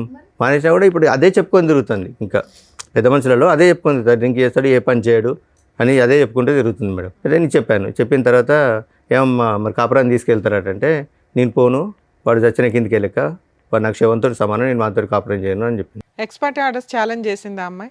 చేయలేదు మేడం. డైవర్స్ కేసుని చేయలే. ఓకే అనేసరికి మరి నువ్వు ఓకే వాడు చనిపోయిన కిందకే లెక్క, మరి ఇప్పుడు 2 ఆడపిల్లలు ఉన్నారు, వాళ్ళని ఏం చేద్దామంటే, పెద్ద పాప వాళ్ళ డాడీ కావాలంటే వాళ్ళ డాడీ కాడికి పోతా అంటుంది కదా, పోతానంటే పెద్ద పాపను పంపిస్తా, చిన్న పాప కదా నేనే తీసుకుంటాను అన్న తర్వాత ఆమె అన్నది, వైఫ్ అన్నది, ఫస్ట్ ఆమె అన్నది. ఫస్ట్ టైం రెండో ఆవిడ ఉందా? అవును, ఎప్పుడు? 2023లో మేడం. ఎక్స్పర్టీ వచ్చింది. ఎక్స్పర్ట్ వచ్చిన తర్వాత 1 year తర్వాత. అంటే వాళ్ళ పెద్ద మనుషులు ఉండి ఆమె లోకం అంతా లగ్జరీ లైఫ్ లోకంలో ఉంది, నీతో కాపురం చేయది సపరేట్గా ఎక్కి ఆమె గురించి సార్, మీరు డైవర్స్ చేసింది ఎందుకు? ఆవిడ వద్దురా బాబు అని. ఎక్స్ పార్టీ ఆర్డర్స్ వచ్చినాక ఈ పంచాయతీ అంతా ఏంటి సార్? అంటే పోలీస్ స్టేషన్ కేసు, కాంప్రమైజ్, మళ్ళీ కలిసి ఉంటాం అంటాం. ఎందుకు ఇన్ని మాటలు? 22లో మా పాప వాళ్ళ మేడం, పాపం తెచ్చుకుంటే అయిపోతుంది ఆ, కదా. పాప అన్నది డాడీ కలిసి ఉందని డాడీ, తల్లి లేదు తండ్రి లేదు అంటే సొసైటీలో మమ్మల్ని చిన్న చూపు చూస్తారు డాడీ అనేసరికి పాప కోసం బెండ్ కావాల్సి వచ్చింది వాళ్ళ మేడం. అమ్మ అట్లా చేస్తున్నప్పుడు మీరేం మాట్లాడగలరు? ల్యాండ్ ఆర్డర్ వాళ్ళకి ఫేవర్గా ఉంది, పిల్ల వస్తానంటే తీసుకొని వెళ్ళటం. కలవను అనే అమ్మాయి క్యారెక్టర్ అసాసినేషన్ జరిగి ఎవడో ఉంచుకున్న వాడి దగ్గరికి వెళ్ళి మీరు పైగా వార్నింగ్ కూడా ఇచ్చారు. ఎంత జరిగినాక మళ్ళీ ఆ అమ్మాయిని తెచ్చుకుంటారా? ఇవే బ్లూ డ్రమ్ములు ఇవి అవి వీటికే మీరు వాళ్ళ చంపుతారు, వాళ్ళ ఇళ్ళు చంపడం, ఎమోషన్స్లో జరిగే వ్యవహారాలు తప్ప క్రైమ్ జరగడానికి ఎక్కువ అవకాశాలు ఉంటాయి. ఇలాంటివి నమ్మసక్యంగా ఉండవు. ఓకే, తర్వాత 2023లో ఇంకో మ్యారేజ్ చేసుకున్నాను madam. Love marriage, arrange marriage? అది అరేంజ్ మ్యారేజ్. ఎలా వచ్చింది సార్ సంబంధం? ఏంటి మేడం? సంబంధం ఎలా వచ్చింది? FBలో చూసిన తర్వాత వాళ్ళ అమ్మ వాళ్ళు మా ఇంటికి వచ్చారు. ఆవిడ మేము ఫస్ట్ మ్యారేజ్, సెకండ్ మ్యారేజ్? ఆవిడ సెకండ్ మ్యారేజ్ మేడం. మీకు మ్యారేజ్ 2 years అవుతుంది. Yes madam. ఇక్కడ ఏమైనా పిల్లలు ఉన్నారా? ఇక్కడ ఏం లేదు మేడం. ఆవిడేం చేస్తారు సెకండ్ వైఫ్? ఏం లేదు, హౌస్ వైఫ్ మేడం. మీరేం చేస్తున్నారు ఇప్పుడు? నేను మైనింగ్ డిపార్ట్మెంట్లో ఎంత వస్తుంది? 16 నుంచి 18 వస్తుంది. సరిపోతుందా మరి? మీరు ఎంత ఇల్లు నడుపుకోవడానికి 16,000 ఈ రోజుల్లో 15,000 ఏమోలక సార్. ఎందుకంటే అడ్జస్ట్ చేసుకుంటున్నాను అందుకే మేడం. కదా అమ్మాయి చెప్పేది, ఏం సంపాదించడం రెంటకి అయిపోతాయి ఇవన్నీ. కాదు మేడం, ఇతను DMLT చేశాడు, ఏం చేసినా కూడా మినిమం ల్యాబ్ టెక్నీషియన్ మీకు వస్తుంది అంటే కదా. ఎక్కడ కూడా నన్ను సరిగా జాబ్ చేసుకుని లేదు మేడం. ఎవరు చేయనివ్వలేదండి. ఇక్కడ మీ ఆవిడ చేసిన హరాస్మెంట్ ఏమీ లేదు. ఆవిడ ఏదో అక్రమ సంబంధం పెట్టుకుంది తప్ప మిమ్మల్ని ఏమీ చేసింది లేదు. ఆవిడ అలిగి వెళ్ళిపోతుంది. కేసులు మేడం, ఈ 498 ఏదో ఒకటి కేసులు పెట్టడం వల్ల మాట్లాడతా అసలు ఇప్పుడు ఎందుకు వచ్చారు? ఆల్రెడీ సెకండ్ మ్యారేజ్ అయిపోయింది, మీ లైఫ్ అయిపోయింది, హ్యాపీగానే ఉంటున్నారు. సెకండ్ మ్యారేజ్ చేసుకున్నాను. ఎవరో ఇన్ఫర్మేషన్ ఇచ్చారు మేడం. 2024లో నేను నా భర్తతో కాపురం చేస్తాను, పెద్ద మనుషుల దగ్గరికి వచ్చింది. ఓకే, పెద్ద మనుషుల దగ్గరికి వస్తే నేను చెప్పాను ఆమెకు నాకు డైవర్స్ అయింది, ఆమె గురించి ఏది మాట్లాడాలనుకున్నా నేను లీగల్ నేర్చుకుంటా, మిగతా ఇంకేదన్నా ఉంటే చెప్పండి అంటే, మధ్యలో మీ అమ్మాయి కల్పించుకోలేదా నాన్న కలిసిపోండి అని? లేదు ఏం కల్పించు ఓకే, అమ్మాయిని కల్పించుకోలేదు మేడం. ఇవి వచ్చారు, మేము మాట్లాడేది ఏం లేదంటే ఒక 1 hour ఉన్నారు. 1 hour తర్వాత వచ్చి ఇంటి తలుపులు తాళాలని వాళ్ళు కొట్టి చైర్లు సామాన్ అంతా బయటేసి ఇప్పుడు మాట్లాడి మేము ఇంట్లోనే ఉంటాం, ఇప్పుడు నేను ఇంట్లోనే ఉంటా. అది రెంటెడ్ హౌసేగా? లేదు మేడం, అక్కడ మా విలేజ్లో మా మదర్ దగ్గర. మా మదర్ ఇప్పటికి దగ్గర కాదు, ఒక్క నిమిషం నవీన్ గారు, ఏం కావాలి ఆ అమ్మాయికి? ఏం కావాలి అసలు? ఏం కావాలి అమ్మాయి? మీకు ఆ అమ్మాయి వద్దు, ఆ అమ్మాయికి మీరు వద్దు. Okay, X party divorce. అసలు డైవర్స్ తీసుకున్న తర్వాత యుద్ధం కొనసాగుతుంది ఏంటండి? అసలు నాకు అర్థం కావట్లేదు. అది నాకు అర్థం కావట్లేదు సార్, ఏమెందుకు అమ్మాయి ఇప్పుడు వస్తుందో. ప్రెసెంట్, ఒక్క నిమిషం, ప్రెసెంట్ ఆ అమ్మాయి ఏ విధంగా మిమ్మల్ని హెరాస్ చేస్తుంది? ఆ అమ్మాయి హెరాస్ చేస్తుందనే కదా మీరు ఇక్కడికి వచ్చి కూర్చున్నారు. మీ ఇద్దరి మధ్యన ఏం గొడవ లేదు కదా? లేదు. ఇప్పుడు మీకు మీ మిస్సెస్ మధ్యన లేదు సార్. ఏ విధంగా ఆ అమ్మాయి మిమ్మల్ని హెరాస్ చేస్తుంది? ఏ రైట్ ఉంది ఆ అమ్మాయి హెరాస్ చేయడానికి? ఇంటి మీదకి వచ్చింది మేడం. ఇంటి మీదకి వచ్చిన తర్వాత పెద్ద మనుషులు ఏం చేశారంటే పిల్లల గురించి మాట్లాడదామని ఒక 35 days మా మమ్మీని ఇంట్లో నుంచి బయటికి పంపించి ఆమెను 35 days ఇంట్లో నుంచి తీర్మానం చేసిండు, పిల్లల గురించి మాట్లాడతామని తీర్మానం చేసిండు. ఆ తీర్మానం చదవకుండా మాతో సైన్ తీసుకొని ఆమె కూడా ఇంట్లో ఉండేటట్టు, ఆమె కూడా ఇంట్లో ఉంటుంది, నీకు నచ్చినప్పుడు వచ్చి కాపురం చేయండి. ఓయ్, జడ్జిల కంటే మీ ఊరు పెద్ద మనుషులు అయ్యో గొప్ప. బాబోయ్, డైవర్స్ అయిన అంటే తర్వాత నేను ఏంటి కోర్టు సార్ ఇది? నుంచి ఇట్లా నాకు విడాకులు వచ్చినాయంటే ఆ లాయర్లు ఎవరిని అడిగి ఇచ్చింది, ఆ లాయర్ ఎట్లా నీకు ఎవరిని అడిగి విడాకులకు అప్లై చేసిండు, ఆయన లాయర్ అయినా ఈ క్వశ్చన్ లేచిండు. ఎవరు మీ ఊరు పెద్ద మనుషులు? పెద్ద మనుషులు ఎక్కడున్నారండి? సూపర్ పెద్ద మనుషులు అయితే. ఏ దేశంలో ఉన్నారండి? వీళ్ళు కొత్త కోట ఇక ఆమె పెట్టారు. ఇంట్లో ఉంటుంది, ఆ? అప్పుడప్పుడు వస్తుంది పోతుంది, మా అందరినీ ఇంట్లోకే బయటికి వస్తే గొడవ. సీరియస్లీ? Yes madam. అదే 2025లో మా ఫాదర్ది 10 years చేద్దామని ఊరికి వెళ్ళాం మేడం. ఆ, ఊరికి వెళ్ళినప్పుడు మేము పాపని రాను, అయితే డాడీ మమ్మీ ఫీజు కట్టట్లేదు ఇబ్బంది పెడుతుంది అంటే, సరేనా నేను ఇస్తారా నువ్వు రా అని చెప్తే వస్తాను డాడీ అన్నది. తర్వాత అదే రోజు ఫోన్ చేస్తే మీరు రావట్లేదు డాడీ అన్నది. ఆ రోజు నైట్ వచ్చింది, నైట్ 10:30కి ఇంటికి వచ్చింది మేడం. ఎవరు వచ్చారు? ఫస్ట్ ఆవిడ ఆ, పిల్లల్ని తీసుకొని వచ్చింది నైట్ 10:30కి. నువ్వు ఇప్పుడు ఎందుకు వచ్చావు, అసలు నీకు ఇంట్లో ఏం హక్కు ఉందని వచ్చినావు అంటే, నాకు పెద్ద మనుషులు రాసిస్తే నీ ఇంట్లోనే ఉంటా అంటే, మరి పెద్ద మనుషులు ఏమన్నా. అప్పుడప్పుడు వచ్చి వెళ్తూ ఉంటుందా? అవును. కాదు, వాడు డిసప్పేర్ అయ్యాడా? Age madam. వాడు గడ్డి పెట్టారు కదా, వాడు వెళ్ళిపోయినట్టేనా పిక్చర్లో? లేదు లేదు, వాడు ఉన్నాడా? ఉన్నాడు స్టిల్. నవంబర్లో కూడా నాకు కనిపించాడు. కాదు, వాడితో ఉన్నాడా ఒక అంటే బతుకున్నాడా అని కాదు సార్. సంబంధం ఉందా? మీ ఆవిడతో సంబంధం ఉందా? సంబంధం ఉందా? చూశాను, ఉన్నాయి సార్. మరి ఏంటి అక్కడ సంబంధం పెట్టుకుని ఇక్కడ పార్ట్ టైం ఏంటి? అసలు ఆవిడ ఎవరు? అంటే ఇప్పుడు- ఫోటో ఒకసారి చూపిరా. అంటే ఇప్పుడు పెద్ద మనుషులు ఏం చేస్తున్నారంటే మా దగ్గరికి న్యాయం కోసం వచ్చింది కదా, మేము ఏదో ఒకటి న్యాయం చేయాలి ఉంటుంది. అసలు మమ్మల్ని నుంచి ఏం సరే, మాట్లాడేసలేదు. మీ ఊర్లో 2 గ్రూపులు ఉంటాయి. ఆవిడ వాళ్ళ పెద్ద మనుషుల దగ్గరికి వెళ్ళింది, వాళ్ళు ఏదో ఇచ్చారు. మీరు కూడా ఓ పెద్ద మనిషి దగ్గరికి వెళ్తే వాళ్ళు కూడా ఒక శాసనం రాసేస్తారు. ఇక లా అండ్ ఆర్డర్, కాన్స్టిట్యూషన్స్ ఇవేనా వద్దు, చక్కగా పెద్ద మనుషుల దగ్గర కూర్చుంటే అయిపోద్ది. 2025 మా ఫాదర్ ఇట్లా 10 years చేద్దామంటే వెళ్ళాం మేడం. వచ్చింది నైట్ 10:30కి వచ్చింది. నువ్వు ఎందుకు వచ్చావు, ఇప్పుడు నీకేం అవసరం అని వచ్చినావు, అసలు నీకు ఏం రైట్స్ ఉన్నాయని వచ్చినాడికి అంటే నాకు పెద్ద మనుషులు రాసిచ్చారు. అంటే పెద్ద మనుషులు ఏమని రాసిచ్చారు, సాటర్డే మండే నుంచి ఫ్రైడే వరకు అక్కడ హైదరాబాద్లో కాపురం చేయి, ఫ్రైడే సాటర్డే సండే నా దగ్గర కాపురం చేయమని రాసిచ్చారా అని అంటే వాళ్ళ తమ్మునికి ఫోన్ చేసింది అన్నమాట. శేఖర్ నన్ను ఇంట్లోకి రానివ్వట్లేదు, గొడవ పెడతాను, కొడతాను అని. పోలీసులకి ఎందుకు కంప్లైంట్ ఇవ్వలేదు? వన్స్ డైవర్స్ అయిపోయినాక అమ్మాయి ఆ సరౌండింగ్స్ కి రావడానికి కూడా లేదు, పోలీసులకు కోర్టు ఆర్డర్ లేకుండా. అదే రోజు ఆమె వాళ్ళ తమ్ముడు చేసిన తర్వాత 100 డయల్ చేసింది. మా అత్తయ్యను మా హస్బెండ్ నన్ను ఇంట్లోకి అరెస్ట్ చేస్తాను, ఇంట్లోకి రానివ్వట్లేదు. చెప్తారు కదా డైవర్స్ వచ్చినాయి అంటారు పేపర్లో. అయితే కానిస్టేబుల్ ఉండి ఈ నైట్ 10 గంటలకు గొడవ ఎందుకమ్మా, మీరు ఉండి వేరే ఇంట్లోకి ఎక్కడ ఉండండి. తెల్లారండి కానిస్టేబుల్ చెప్పాడు వేరే ఇంట్లో ఉండమని. కానిస్టేబులే చెప్పాను మేడం, వేరే ఇంట్లో ఉండండి. ఇప్పుడు ఈ నైట్ ఇప్పుడు ఆమె ఏదో ఒకటి అంటే మీరు ఏదో ఒకటి అంటారు, గొడవ అవుతుంది అంటే వెళ్ళిపోయినాం మేడం. నైట్ 1 o'clock వాళ్ళ తమ్ముడు ఒక 6 రౌడీలను తీసుకొని అక్కడికి వచ్చింది. ఇప్పుడు రండి మాట్లాడదామని మా మాట్లాడడానికి లేదు మేడం, ఒక 6 రౌడీలను తీసుకొని వచ్చి మీద దౌర్జన్యం చేశారు. మా పాప ఏం చేసింది, మా సిస్టర్ని చెప్పి తీసుకొని కొట్టింది. చెప్పి తీసుకొని కొడితే లేడీస్ కొట్టుకుంటారు. మీ సిస్టర్ ని కొట్టిందా మీ అమ్మాయి? ఎందుకు గొడవ రెచ్చగొట్టాలని. మీ పాప మీకే Yes, కదండి madam. ఫేవర్. అక్కడ వాళ్ళు చెప్పినట్టు ఉంటుంది, ఇక్కడ నాకు ఫోన్ చేసి డాడీ నన్ను ఇబ్బంది పెడతారని నాకు చెప్పి మహానటి. ఓకే, చిన్నపిల్ల ఏమి అనలేం. చెప్పి తీసుకొని కొట్టేసరికి మా చెల్లె మా పాపను కొట్టింది. వాళ్ళిద్దరూ కొట్టుకుంటే బయటకు వెళ్ళిండ్రు. వాళ్ళ తమ్ముడు ఏం చేసిండు, వెనక నుంచి మా మీద ఇంతలా రాయి ఎత్తేసిండు. జస్ట్ మా అమ్మ కాలు స్కిడ్ అయ్యేసరికి ఇట్లా రాసుకుంటూ వెళ్ళింది. ఎవరు మీ అమ్మగారికి? మా అమ్మగారికి రాసుకుంటూ వెళ్ళిన తర్వాత ఇదంతా మీ నాన్నగారు 10th anniversary రోజు? ఎస్ సార్, అంటే తెల్లారితే 10th anniversary తెలియండి. అదే నైట్. మీరు చెప్తున్నవన్నీ నిజాలేనండి. Yes madam. ఇప్పుడు మీ ఆవిడతో మాట్లాడితే ఫస్ట్ వైఫ్ తో ఇప్పుడు లైవ్ వీడియోలు కూడా ఉన్నాయి మేడం. వాళ్ళు ఇవన్నీ చెప్తుంది. ఇప్పుడు ఈవిడ పరిస్థితి ఏంటి? ఇప్పుడు మీ సతీమణి, ఇప్పుడు భార్య, ఈవిడ పరిస్థితి ఏంటి? ఆవిడ ఓకే సార్. ఈవిడ ఓకే అంటే ఏ విధంగా ఓకే? ఇంత యుద్ధాలు జరుగుతుంటుంటే ఇంట్లో ఆవిడకి ఓకే ఎలా అవుతుంది? వాళ్ళ పేరెంట్స్ ఉంటారు, వాళ్ళు ప్రశ్నిస్తారు. అసలు ఆ అమ్మాయి రైట్స్ ఏంటి? ఇంకా మీ గొడవలు పెళ్లికి ముందు ఉన్నాయి, పెళ్లి తర్వాత ఉన్నాయి, విడాకులు అయిన తర్వాత ఉన్నాయి, ఎప్పటికీ కంటిన్యూ అవుతూనే ఉన్నాయి. మీరు మీ ఆవిడ అప్పుడు ఏం మాట్లాడలేదా? నువ్వు ఎందుకు వచ్చావు, మీరు ఎలాగో మాట్లాడలేదు, మీరు ఎలాగో తిట్టట్లేదు, పోనీ ఆవిడ కూడా మాట్లాడలేదా డివోర్స్ అయ్యాక ఎందుకు వస్తున్నావు అని చెప్పి? ఆవిడ లేరా అప్పుడు ఇంట్లో? ఎవరు ఉన్నారు? ఉన్నదా అమ్మాయి? ఇక మమ్మీ వాళ్ళు మాట్లాడుతుంది కదా, మమ్మీ వాళ్ళు మేము మాట్లాడుతున్నాం కదా, ఆమె ఏమి ఎంటర్ కాలేదు. మరి వీళ్ళెవరూ మాట్లాడలేదుగా. అదే రోజు గొడవ అయిన తర్వాత ఏమైంది? హాస్పిటల్ నెక్స్ట్ డే రండి పోలీస్ కానిస్టేబుల్ అన్నాడు. ఆ కథ ఏమైందో చెప్పండి. స్టేషన్కి వెళ్ళినాం. Very good. స్టేషన్కి వెళ్ళి ఇట్లా కంప్లైంట్ ఇస్తామంటే వాళ్ళు కూడా కంప్లైంట్ తీసుకొని వస్తున్నాడు అండి. ఆ రోజు మా బ్రదర్ ఉన్నాడు, మా మరిది నా మీద చేసిండు, నన్ను కొట్టిండని మా తమ్ముడిని ఇరికించింది. మా తమ్ముడిని మా బాబు మీద కేసు పెట్టింది. కేసు పెట్టేసరికి మీ మీద కూడా కేసు ఫైల్ చేయమంటాను, ఇద్దరి మీద FIR ఫైల్ చేస్తాను ఎస్ఐ గారు అడుగుతారు. మాకు పెద్ద మనుషులు రాసి ఇచ్చిర్రు. సార్, పోలీసులు పెద్ద మనుషుల జడ్జిమెంట్లు ఎందుకు ఒబే చేస్తారండి? మీరు డైవర్స్ పేపర్ చూపించాలి కదా. చూపించిన మేడం, చూపించిన పెద్ద మనుషుల లీడర్షిప్ అన్నారా? ఏ పోలీస్ స్టేషన్ చెప్పండి, నాకు ఇప్పుడు మాట్లాడతాను. కొడకన్ల పోలీస్ స్టేషన్ మాట్లాడించండి. ఏఎస్ఐ అన్నాడా? డైవర్స్ చేసిన తర్వాత మీకు పెద్ద మనుషులు మీ ఫస్ట్ వారితో కలిసి ఉండమన్నారు, ఆ ఇంట్లో ఉండమని మీకు పోలీసులు చెప్పారా? ఎక్కడ వెళ్ళలేదండి. ఇప్పుడు పోలీసులు అంటే పోలీసులు ఆ ఇంట్లో ఉండమని మీ వైఫ్కి చెప్పారా? చెప్పలేదు మేడం. మీరు ఏ విషయం క్లారిటీగా అంటే మాట్లాడారు? మీరు తీర్మానం ఇచ్చినందుకు ఆమె ఇంట్లో ఉంటుంది, ఇట్లా చేస్తుంది. మరి ఏంది పరిస్థితి అంటే పెద్ద మనుషులు ఎస్ఐ గారికి ఏమన్నారంటే, సార్ ఇంకోసారి మేము రానివ్వము, అమ్మాయిని ఇంట్లోకి రానియమన్నాడు. అన్న తర్వాత కూడా ఇప్పుడు 3 times వచ్చింది. అది వేరే. పెద్ద మనుషులు పంచాయతీలు పనికిరావు అనేది క్లారిటీ వచ్చింది. మీకు ఎస్ఐ కూడా చెప్పాడు, మీరు ఎవరు జడ్జిమెంట్లు ఇవ్వడానికి పక్కకి వెళ్ళండి అని. సరే సార్, ఇంకోసారి ఎట్లాంటి బోర్డు పెత్తనాలు చేయమని పెద్ద మనుషులు అన్నారు, అంతేనా? నుంచి రానివ్వం అన్నారు. వాళ్ళు సైడ్ అయ్యారు, ఆ జడ్జిమెంట్ సైడ్ అయ్యింది. మీ వైపు అయినా లెక్క చేయకుండా వస్తుంది. ఇప్పుడు చిన్న చిన్న వాటికి మొన్న పోలీస్ స్టేషన్ లో కేసులే వేశారు.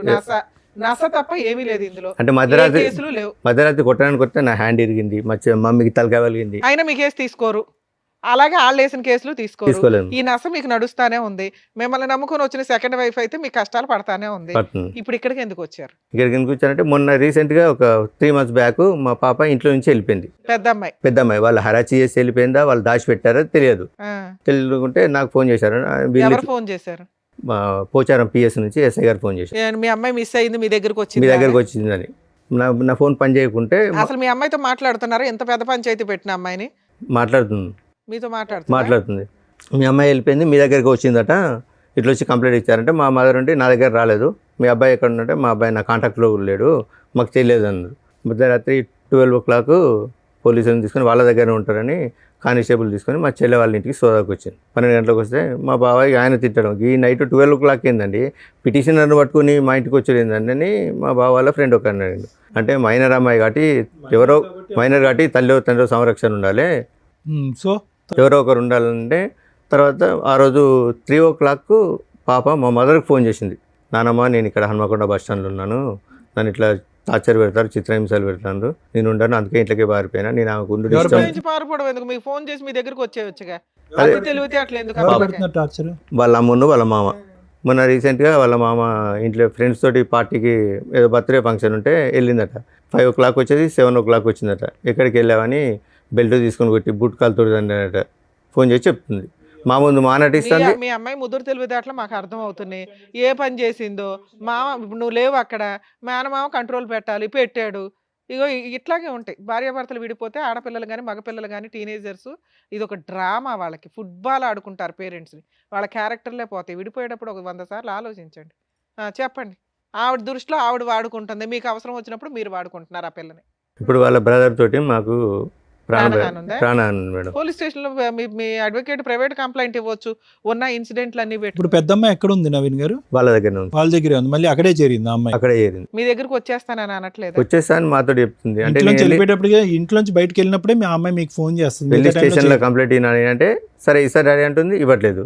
సరే ఇప్పుడు ఇవన్నీ ఎందుకు? వాళ్ళు మీ దగ్గరకు వచ్చినప్పుడు ఏ నష్టం జరుగుద్దో పోలీసులకు కంప్లైంట్ ఇవ్వడం, సర్దుకోవడం, మీ పని ఏదో మీరు చూసుకోవచ్చు. ఎందుకు వాళ్ళ ఇంట్లో ఏం జరుగుతుంది ఈ నశ ఎందుకు మీకు? ఎవరింట్లో మీకు డైవర్స్ వచ్చినాయి, అయిపోయాయి. పెద్ద మనుషులు ఏదో పిలిచారు, అది క్లియర్ అయిపోయింది. 4 పీకారు, అది క్లియర్ అయిపోయింది. ఇప్పుడు మీ సెకండ్ వైఫ్తో మీరు ప్రశాంతంగా ఉంటే అప్పుడప్పుడు ఏదో న్యూస్ జరిగిద్ది, దాని మీద అడ్వకేట్ చూసుకుంటారు, పోలీసులు చూసుకుంటారు.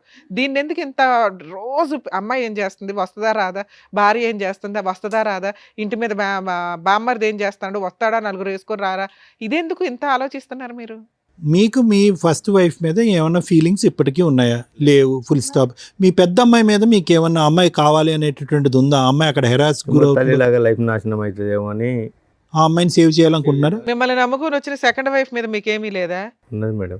ఏమంటండి, ఏమన్నా ఉందా? మాకే కోపం వస్తుంది. సెకండ్ వైఫ్కి రావాలి అసలు. ఏంది తింగరగాడిని ఎట్లా పెట్టుకుని కవర్ చేస్తున్నామని సెన్స్ ఉందా? ఉన్నప్పుడు భార్య క్యారెక్టర్ లేదని అంటున్నారు, క్యారెక్టర్ లేని భార్య కావాలంటున్నారు. కూతురేమో ఒకసారి నాకు ఫేవర్, ఒకసారి అమ్మకి ఫేవర్ అంటున్నారు. వాళ్ళు వద్దు అనుకుని డైవర్స్ చేశారు, వచ్చేసింది. అయినా ట్రై చేశారు, రాలేదు. వన్స్ మీరు పూర్తిగా క్లోజ్ అయిపోతున్నారు, వేరే అమ్మాయిని చేసుకొని అని తెలిసినాక ఆవిడ వచ్చినాక మిమ్మల్ని నమ్ముకొని ఒక అమ్మాయి వచ్చి విత్ క్యారెక్టర్తో వచ్చి మీ పక్కన కూర్చున్నప్పుడు ఆవిడకి ఎక్కువ ఇంపార్టెన్స్ ఇచ్చుకోవాలి సెకండ్ వైఫ్కి. ఈ అమ్మాయిది చిన్న నసలు కొన్ని రోజులు జరుగుతాయి, ఆ నసలేవో క్లియర్ చేసుకోవాలా, ఊరుకోవాలా. స్టిల్ ఇప్పటికీ తవ్వుకుంటున్నారు మీరు ఇదే పనిగా. సంపాదించేది పావల, పంచాయతీలు 100. సరే ఓకే, ఇక్కడికి ఎందుకు వచ్చారు? ఇప్పుడు నా అడ్రస్ తెలుసుకోవడానికి ఏదో ఒకటి పాపని ఎర్రగా వాడుతుండ్రు, లేకపోతే అక్కడికి వెళ్ళి మా మమ్మీని అరెస్ట్ చేసి చేయొచ్చు కదా సార్, మీ చేతిలో ఉంది ఆయుధం, ఫోను. అంటే ఇంటికి వెళ్ళి మమ్మీని అరెస్ట్ చేస్తాను మేడం. మీ అమ్మగారు కంప్లైంట్ ఇస్తే అయిపోతుంది. చాలా కంప్లైంట్ ఇస్తే ఎస్ఐ గారు సింపుల్ పెద్ద మనుషులలో మాట్లాడుకుంటున్నారు అంటున్నారు కదా, అడ్వకేట్ని పెట్టుకుంటే ప్రైవేట్ కంప్లైంట్ అయిపోయాయి. Simple process. మీతో పాటు ఎవరైనా వచ్చారా? ఎవరు రాలేదు.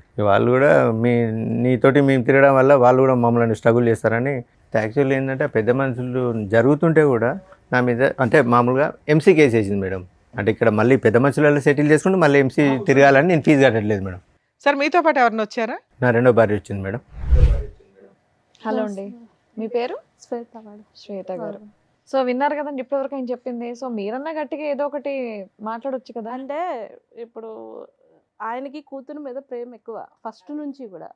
నేను ఏం చెప్పినా కానీ వినే సిచ్యువేషన్ లేదు. మీరు బయట నుంచి వచ్చారన్న ఒక ఫీలింగ్ ఒకవేళ ఉంటుంది. నేను ఏమన్నా చెప్పినా అమ్మాయి వచ్చి తండ్రిని కూతుర్ని విడదీసేసింది అని అంటారని నేను ఇప్పుడు వరకు కామ్గా ఉన్నాను. పైగా ఇంకోటి ఏంటంటే నేను ఒక ఆడపిల్లని, ఆ అమ్మాయి ఒక ఆడపిల్ల, ఫస్ట్ నుంచి బాధలు పడుతూనే ఉంది. అంటే వీళ్ళ పేరెంట్స్ ఆమెను ఈయన కలిసి ఫస్ట్ నుంచి పిల్లల్ని ఇబ్బంది పెడుతూనే ఇబ్బంది ఉన్నారు. పెడుతూనే ఉన్నది అని చెప్పేసి నేను కూడా సరే మాట్లాడు అని చెప్పేసి ఊరుకున్నాను నేను.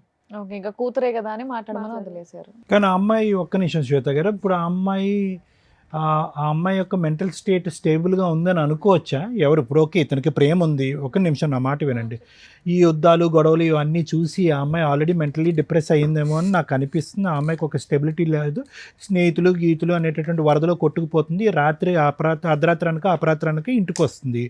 తిట్టినప్పుడు నాన్న గుర్తు వస్తున్నాడు, తిట్టినప్పుడు ఇంట్లో వాళ్ళు నిలదీనప్పుడు ఆ ఇంట్లో ఉంటుంది.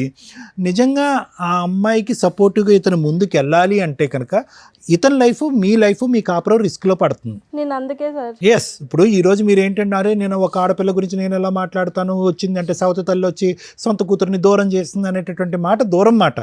ఈరోజు అతను ముందుకొచ్చి ఫీజు కడతానన్నా, అతను వచ్చి ఆ అమ్మాయి సంరక్షణ తీసుకుంటానన్నా అంత సాఫీగా జరిగేటటువంటి అంశమా? ఫస్ట్ ఆఫ్ ఆల్ ఆ అమ్మాయి వస్తుందా? దామ్మ తలుపులు తీసే రా అంటే ఆ అమ్మాయి వస్తుందా? I don't think so. అక్కడ వాళ్ళ ఇంట్లో గర్జించినప్పుడు, నిలదీసినప్పుడు, ప్రశ్నించినప్పుడు నాన్న అని అంటుంది, ఆ తర్వాత షట్. ఇప్పుడు ఆ అమ్మాయి గురించి ఇతను అంటే తప్పుగా అనుకోకండి, కూతురు మీద ప్రేమ ఉంటే కనుక ఆ యుద్ధం ఇప్పుడు కాదు ఎప్పుడో మొదలవ్వాలి. ఎప్పుడో కూతురు గురించి యుద్ధం అనేది ఎప్పుడో మొదలవ్వాలి, అప్పుడు మొదలవ్వలేదు. ఎప్పుడైతే విడాకులు అయిందో ఆ అమ్మాయి ఎప్పుడైతే ఫోన్ చేసి నాన్న అంటం మొదలుపెట్టిందో, అమ్మో మా నాన్న నా కూతురు అక్కడ నలిగిపోతుంది అనేటటువంటి ఫీలింగ్లో వస్తున్నారు. నా గట్ ఫీలింగ్, నా అంతరాత్మ ఏం చెప్తుందంటే ఈ మొత్తం సినారియోలో ఒక టీనేజ్లో సైడ్ ట్రాక్ అయినటువంటి ఒక ఆడపిల్ల సిచ్యువేషన్ అడ్వాంటేజ్ తీసుకుంటుంది అన్నది నా అభిప్రాయం. సేమ్. ఇప్పుడు ఆ అమ్మాయి కాదు, ఆ అమ్మాయిని నువ్వే సంరక్షణ చూసుకో, ఆ అమ్మాయిని అమ్మ నువ్వు అక్కడే పెరిగావు, అక్కడే పుట్టావు, అక్కడే మీ అమ్మ దగ్గరే ఇంతకాలం ఉన్నది, నేను చూసింది నా మాత్రమే, ఒక తండ్రిగా నేను నీ మొహం చూసింది నా మాత్రమే, తల్లి అయినా ఎవరైనా అక్కడే నువ్వు చూసుకో అమ్మా అని చెప్పి మీరు వదిలేస్తే కనుక మీ సంసారం బాగుంటుంది. ఇప్పుడు ఏంటంటే ఇతను విడాకులు ఇచ్చాడు, సడన్గా ఇప్పుడు కూతురు సంరక్షణ అనేటువంటి ఆలోచన వచ్చేటప్పటికి 2 పడవల మీద కాలు వేసేటప్పటికి అక్కడ తల్లికి మామకి అగ్గుల మీద గుగ్గులం అవుతున్నారు, ఈ అమ్మాయిని ట్రాప్ చేస్తున్నారు మీరు అనేటటువంటి ఫీలింగ్తో. అంతే కదా శ్వేత గారు? అదే కదా ఇక్కడ సబ్జెక్టు. లేదంటే ఆ అమ్మాయి ఎందుకు ఇక్కడికి వస్తుంది పదే మీ భార్య విడాకులు అయిన తర్వాత? సరే సార్, ఇక్కడికి ఎందుకు వచ్చారు మీరు? ఏం కావాలని వచ్చారు? మేము అంటే ఇక్కడ హైదరాబాద్లో ఉంటాము, అత్తయ్య గారు ఊర్లో ఉంటారు. మేము దొరకట్లేదు అని చెప్పి వెళ్ళి అత్తయ్య గారిని కొట్టుడు, పిల్లలు లేకపోతే పిల్లలా? పిల్లలు, పెద్దమ్మాయి కూడా చెప్పు తీసుకొని కొట్టంటే చెప్పు తీసుకొట్టుడు. ఎందుకమ్మా ఏమని చెప్పి కొడుతున్నారు పెద్దవాడిని? డబ్బులు అడిగిపో. అదే డబ్బులు అడిగిపో. మెయింటెనెన్స్ కాదు మేడం, అదే డబ్బులు, అంతే. డబ్బు ఎంతో కొంత, ఏదో ఎంతో కొంత. ఫీజులు కూడా కాదు, వాళ్ళు అంతే, డబ్బు. ఖర్చులకి డబ్బులు అడిగిపో. నువ్వు ఎందుకు కొట్టావు, నువ్వు ఎందుకు ఇయ్యో అని చెప్పేసి పెద్ద పాప వెళ్ళి, చిన్నదంటే తెలీదు తనకి, పెద్దది వెళ్ళి కొట్టుకుపో అంటే వెళ్ళి కొట్టడం. మరి అదే పాప నాయనమ్మ నేను ఇక్కడ ఉన్నాను, బస్ స్టాండ్ లో ఉంది, నా పరిస్థితి బాగాలేదని చెప్పి ఫోన్ చేసి, ఇప్పుడు మా నంబర్స్ ఏం లేవు తన దగ్గర సార్ మాకు చేయడానికి. నాయనమ్మే హెల్ప్ కోరినటువంటి అమ్మాయి ఈ రోజు నాయనమ్మని కొడుతుందని అంటున్నారు కదా?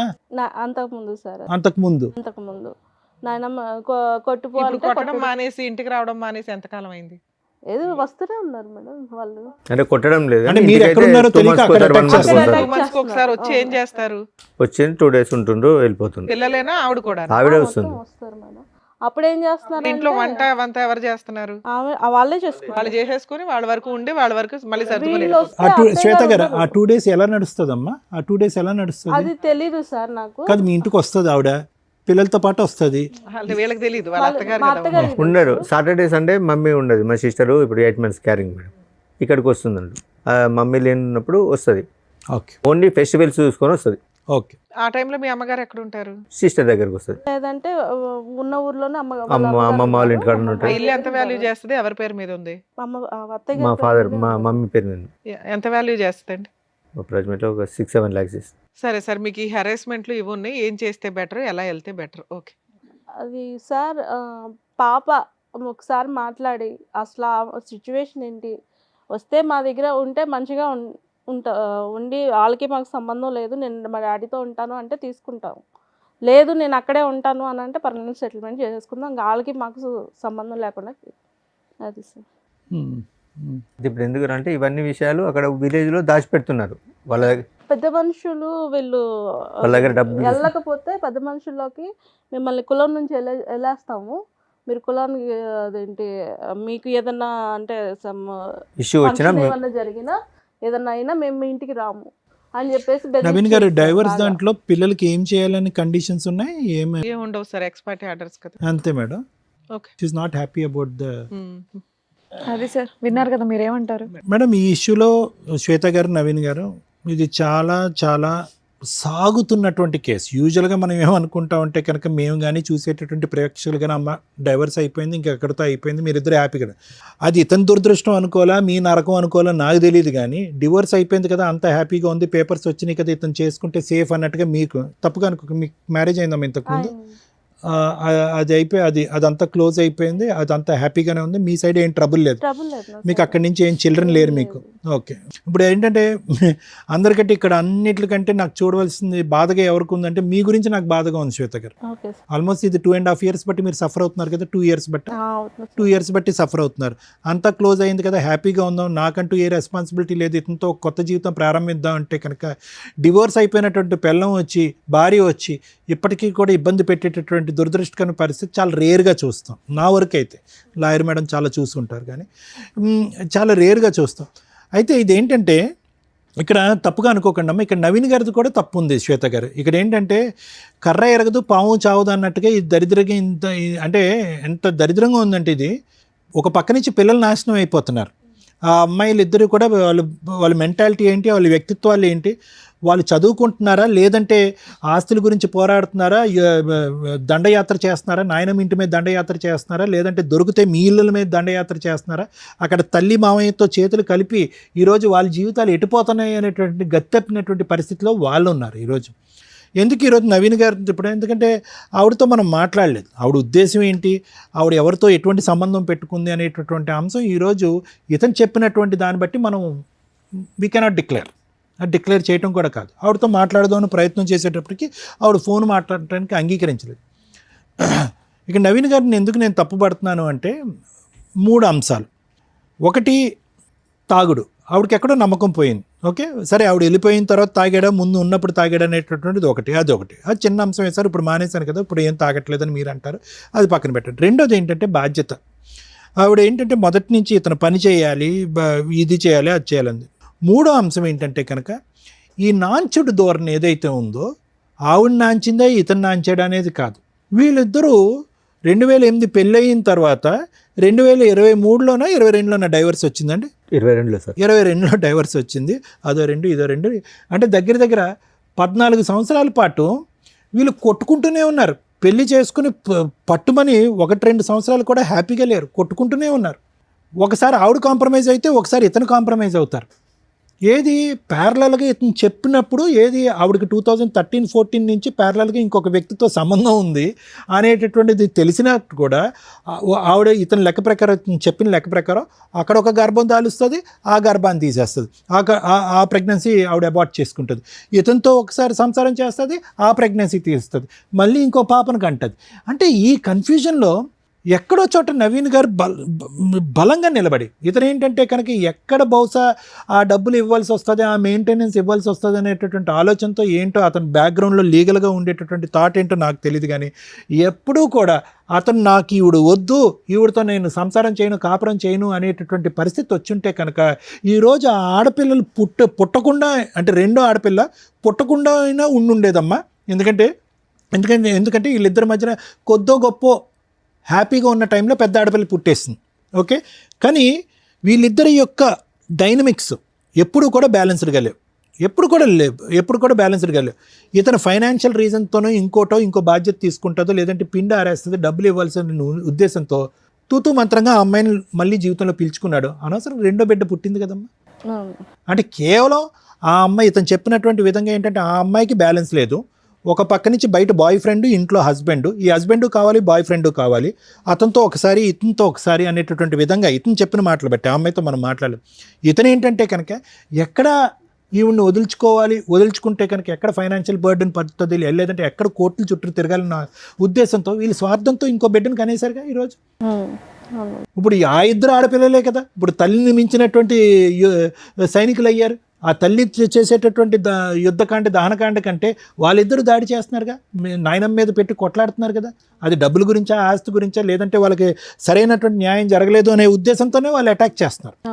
ఈరోజు వాట్ ఎవర్ ద డైవర్స్ ఏదైతే ఉందో, ఎక్స్పార్టీ డైవర్స్ వచ్చిందో అందులో ఉండేటటువంటి కండిషన్తో మేమిద్దరం భార్యాభర్తలుగా విడిపోయామనే కానీ ఇతని పిల్లలకి ఎటువంటి న్యాయం చేయట్లేదు అనేటటువంటి ఉద్దేశంతో ఆ తల్లి వాళ్ళని ఉసుగొలుపుతుంది.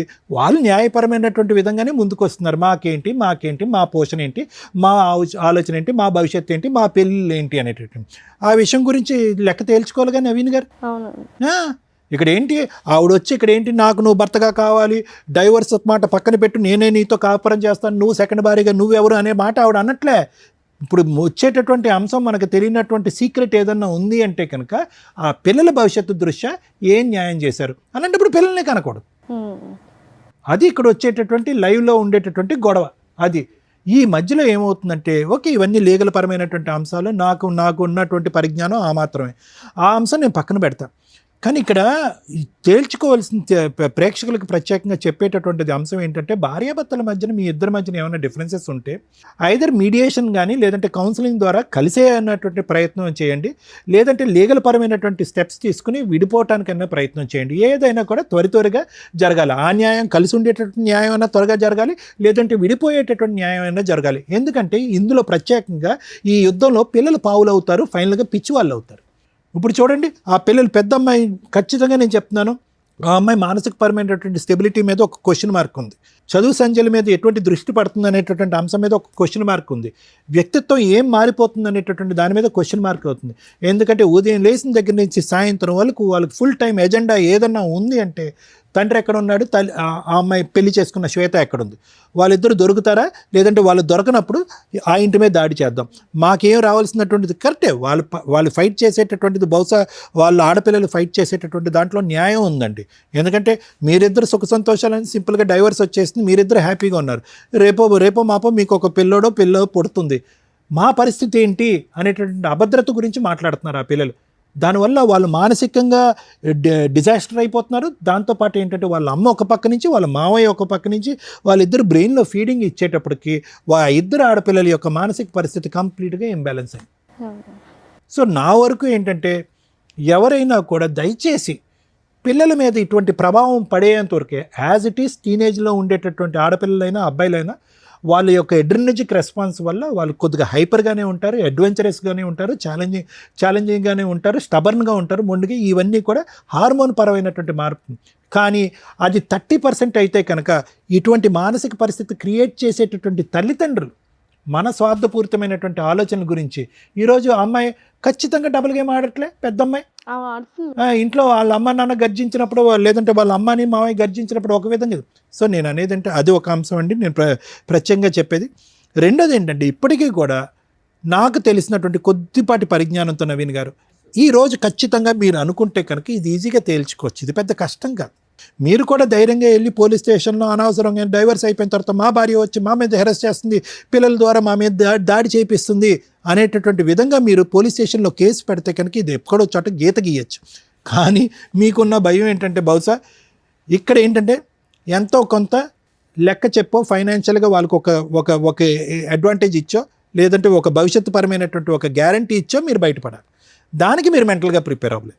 పెద్ద పాప పాడైపోతుంది, అక్కడ హెరాస్మెంట్ గురవుతుంది, వాళ్ళ అమ్మ దారిలో నడుస్తుంది కాబట్టి నేను పెద్ద పాప మీద జాలి చూపెడుతున్నానంటే కన్న కూతురు కాబట్టి మీకు ఆ ఫీలింగ్ ఉంటుంది. కానీ అది ఇక్కడ ప్రయారిటీగా మాట్లాడవలసినటువంటి అంశం కాదు, అది మనస్ఫూర్తిగా మీ ఆలోచన కూడా కాదు. ఎక్కడ పిల్లలకి లెక్క చెప్పాలో, ఏ విధంగా వాళ్ళు భవిష్యత్తును నిలబెట్టాలో, ఏ విధంగా బాధ్యత తీసుకోవాలో, ఏ విధంగా పెళ్ళిళ్ళు చేయాలో, ఏ విధంగా వాళ్ళిద్దరికి ఒక ఫైనాన్షియల్ స్టెబిలిటీ ఇవ్వాలో అనేటటువంటి ఈ ఎజెండాను చూసి బహుశా మీరు భయపడుతూ ఆ హెరాస్మెంట్కి ఒక పక్క నుంచి మీరు దాసోహం అంటున్నారే కానీ ఆ బ్యాలెన్స్ ఆ లెక్క అనేటటువంటిది తేల్చుకోవటానికి మీరు ఇష్టపడండి. మీరు ఎప్పుడైతే కనుక ఆ లెక్క అనేటటువంటి తేల్చుకుంటారో ఈ కాన్స్టెంట్గా మీ భార్య దగ్గర నుంచి కానీ మీ కూతురుల దగ్గర నుంచి కానీ మీకు కానీ మీ అమ్మగారి మీద కానీ జరిగేటటువంటి హెరాస్మెంట్కి ఫుల్ స్టాప్ చెప్పలేరు అనేటటువంటిది నా అభిప్రాయం. Thank you sir. Madam sir ఇప్పుడు ఏమైనా కేసులు పెండింగ్ ఉన్నాయా? ప్రజెంట్ ఏం లేవు. మొదటి భార్య హక్కులు వర్సెస్ రెండో భార్య హక్కులు వర్సెస్ భర్త హక్కులు, వీటి గురించి కొంచెం బేసిక్ నాలెడ్జ్ ఉంటే ఈ కేసు ఇక్కడ దాకా వచ్చేదే కాదు. ఇక్కడ అప్రిషియేట్ చేయాల్సిన వ్యక్తి ఎవరు అంటే సెకండ్ వైఫ్. ఎందుకు అంటే ఒక వ్యక్తిని నమ్మి ఆల్రెడీ ఫస్ట్ ఏదో డైవర్స్ అవుతాయి, సెకండ్ వ్యక్తిని నమ్మినప్పుడు ఏం చూసింది అంటే డైవర్స్ పేపర్ చూసింది. ఏంటి డైవర్స్ పేపర్స్? ఎక్స్పార్టీ ఆర్డర్స్ వస్తే ఆ ఆర్డర్ లీగల్గా వ్యాలిడా అంటే ఆఫ్టర్ 6 months చేసుకునే మ్యారేజ్ లీగల్గా వ్యాలిడ్. ఇప్పుడు వాళ్ళ ఫస్ట్ వైఫ్ ఛాలెంజ్ చేసి అపీల్ కోర్టులో హైకోర్టులో ప్రొసీడ్ అయితే మీరు చాలా న్యూస్ల్లో చూస్తూ ఉంటారు, డైవర్స్ కేసు పెండింగ్ ఉండగా మ్యారేజ్ వ్యాలిడ్ అని. సగం ఇన్ఫర్మేషనే మీకు తెలుసు. ఇలాంటిది వ్యాలిడ్. ఎలాంటిది? అతను ఎక్స్ పార్టీ ఆర్డర్సో ఏదో తెచ్చుకున్నాక 6 మంత్స్ దాటిపోయినాక వాళ్ళు డైవర్స్ కేసు హైకోర్టులో అప్పీల్‌కి వేసుకున్నప్పుడు, ఈ మ్యారేజ్ డిలే లేతే లోయర్ కోర్ట్‌లోనే రీఓపెన్ చేసినప్పుడు డిలే అయిపోయింది. లిమిటేషన్ అయిపోయింది. లిమిటేషన్ తర్వాత చేసుకునే మ్యారేజ్ లీగల్‌గా వ్యాలిడ్. సో, ఆ డైవర్స్ కేస్ కంటిన్యూ అవుతూనే ఉంటుంది. ఫైనల్‌గా జడ్జి గారు అట్లాంటి కేసుల్లో కొంత కాంపెన్సేషన్ ఆర్డర్ చేస్తారే తప్ప, ఈ సెకండ్ మ్యారేజ్ వ్యాలిడ్ కాదు అని అనరు. సో, ఎవరన్నా జెంట్స్ గాని, లేడీస్ గాని మీకు X party orders, divorce copies కనుక చూపిస్తే 6 మంత్స్ కంప్లీట్ అయిందా లేదా చూసుకొని ఆఫ్టర్ 6 మంత్స్ మ్యారేజ్ చేసుకోండి. అది లీగల్‌గా వ్యాలిడ్. ఫస్ట్ వైఫ్ కానీ, ఫస్ట్ హస్బెండ్ గానీ ఫైటింగ్ చేస్తున్నా కూడా మీకు ప్రాబ్లమ్ లేదు. అవి ఫర్దర్‌గా నడుస్తూ ఉంటాయి. కానీ యూజ్ ఏముంది? ఇప్పుడు ఈ సెకండ్ వైఫ్ హరాస్మెంట్ పడుతున్నట్టు లెక్క. ఆ అమ్మాయికి వేరే ఆప్షన్ లేదు. ఇక్కడ భర్త మంచోడా, చెడ్డోడా, భర్తతో హ్యాపీనెస్ ఏముంది? ఈ మంచి చెడుల గురించి ఆలోచించడం కంటే భర్త ఉంటాడా, ఓడతాడా అనే కన్‌ఫ్యూజన్‌లోకి వెళ్ళిపోతుంది. ఎందుకంటే భర్త హ్యాపీగా లేడు. ఫైనాన్షియల్‌గా సంపాదించడం మీద కాన్సంట్రేషన్ లేదు. సెకండ్ వైఫ్‌ని బాగా చూసుకునే విధం మీద కాన్సంట్రేషన్ లేదు. నా పిల్లలు, నా ఫస్ట్ వైఫ్, మా అమ్మంతా అంటున్నారు, మా ఇంట్లో వాళ్ళని స్టిల్ 15 ఏళ్ల నుంచి 20 ఏళ్ల నుంచి ఏ నస జరిగిందో అది సెకండ్ మ్యారేజ్ తర్వాత కూడా కంటిన్యూ అవుతుంది. ఒకవేళ ఎవరైనా అమ్మాయి గాని అబ్బాయిలకి పెద్ద ప్రాబ్లమ్ ఉండదులెండి. ఎందుకంటే అమ్మాయిలు అన్నీ కట్ చేసుకునే వస్తారు ప్రాపర్‌గా. అబ్బాయిల్ని ఎవరన్నా చేసుకుంటుంటే ఈవిడలాగా సఫర్ అవ్వకండి. ఫస్ట్ వైఫ్ తోటి లీగల్‌గా మిగతా లిటిగేషన్స్ అన్నీ క్లియర్ అవుతున్నాయా లేదా? ఇన్ కేస్ అవ్వకపోతే మీరు బాండ్ పేపర్సో, సేఫ్టీగా ఏదైనా ప్రాపర్టీసో రాయించుకోండి. మళ్ళీ మీ వైఫో, మీ పిల్లలో వస్తే పేగుబంధం ఎట్లాగో ఇప్పుడు ఈయనలాగా బాధపడుతూ ఉంటారు. ఆ నాస మేము పడుతూ ఉండలేం కదా! మమ్మల్ని ఎందుకు విలన్‌గా చూపించటం. మీ అవసరం వాళ్ళకుంది, ఆళ్ళ అవసరం మీకుంది. సో, కాబట్టి మీకేం తక్కువైనట్టు కాదు. సెకండ్ వైఫ్ వచ్చినాక ఆ పిల్లలు రావడం, రాకపోవడం అనేది మీరు ముందుగా మాట్లాడుకుంటే ఈవిడ పడే మానసిక క్షోభ బయటికి చెప్పకుండా. పాపం ఆవిడ ఒక్క మాట మాట్లాడట్ల. అలాంటి క్షోభ పడకుండా ఉంటారు. సేఫ్ సైడ్‌లో ఉండండి. ఎక్స్ పార్టీ ఆర్డర్స్ తీసుకునేటప్పుడే ఇలాంటి వ్యక్తితోటి 6 మంత్స్ తర్వాత మ్యారేజ్ చేసుకుంటూ ఫస్ట్ వైఫ్‌తో ఫుల్ అండ్ ఫైనల్ సెటిల్మెంట్ అవ్వకపోతే నువ్వేంటి, నీ పిల్లలేంటి, మీ ఆస్తులేంటి, నాకేంటి? ఇది రాసుకొని ఒకవేళ మీ నసేదన్నా ఉంటే బయట చూసుకొని గుమ్మం లోపలికి తీసుకురావద్దు. నన్ను ఇన్వాల్వ్ చేయొద్దు. అలా సేఫ్‌గా చూసుకోగలిగితే చేసుకో, లేకపోతే ఇంకో సంబంధం చూసుకోవడం బెటర్ అండి అని క్లియర్‌గా మాట్లాడుకోండి. ఏదో అంటారు చూడు, ముందే మాట్లాడుకోవడం వల్ల 90% ప్రాబ్లమ్స్ క్లియర్ అవుతాయి. శ్వేత గారు విన్నారా? సో, మీరు ఇరుక్కుపోయారు. సో, మీలాగా కొంతమంది సఫర్ అవ్వకుండా ఉండడానికి ఈ రోజున మీరు ఇక్కడి దాకా వచ్చి మాట్లాడడం అనేది కొంత సేఫ్ సైడ్ అని నా ఉద్దేశం. First wife rights versus husband ఈటి గురించి మాట్లాడదాం ఇప్పుడు. ఫస్ట్ వైఫ్ ఇద్దరు పిల్లలుండి అసలు పిల్లలున్న కేసుల్లో నిజంగా వీళ్ళిద్దరూ చాలా పాపం మూటగట్టుకున్నారు.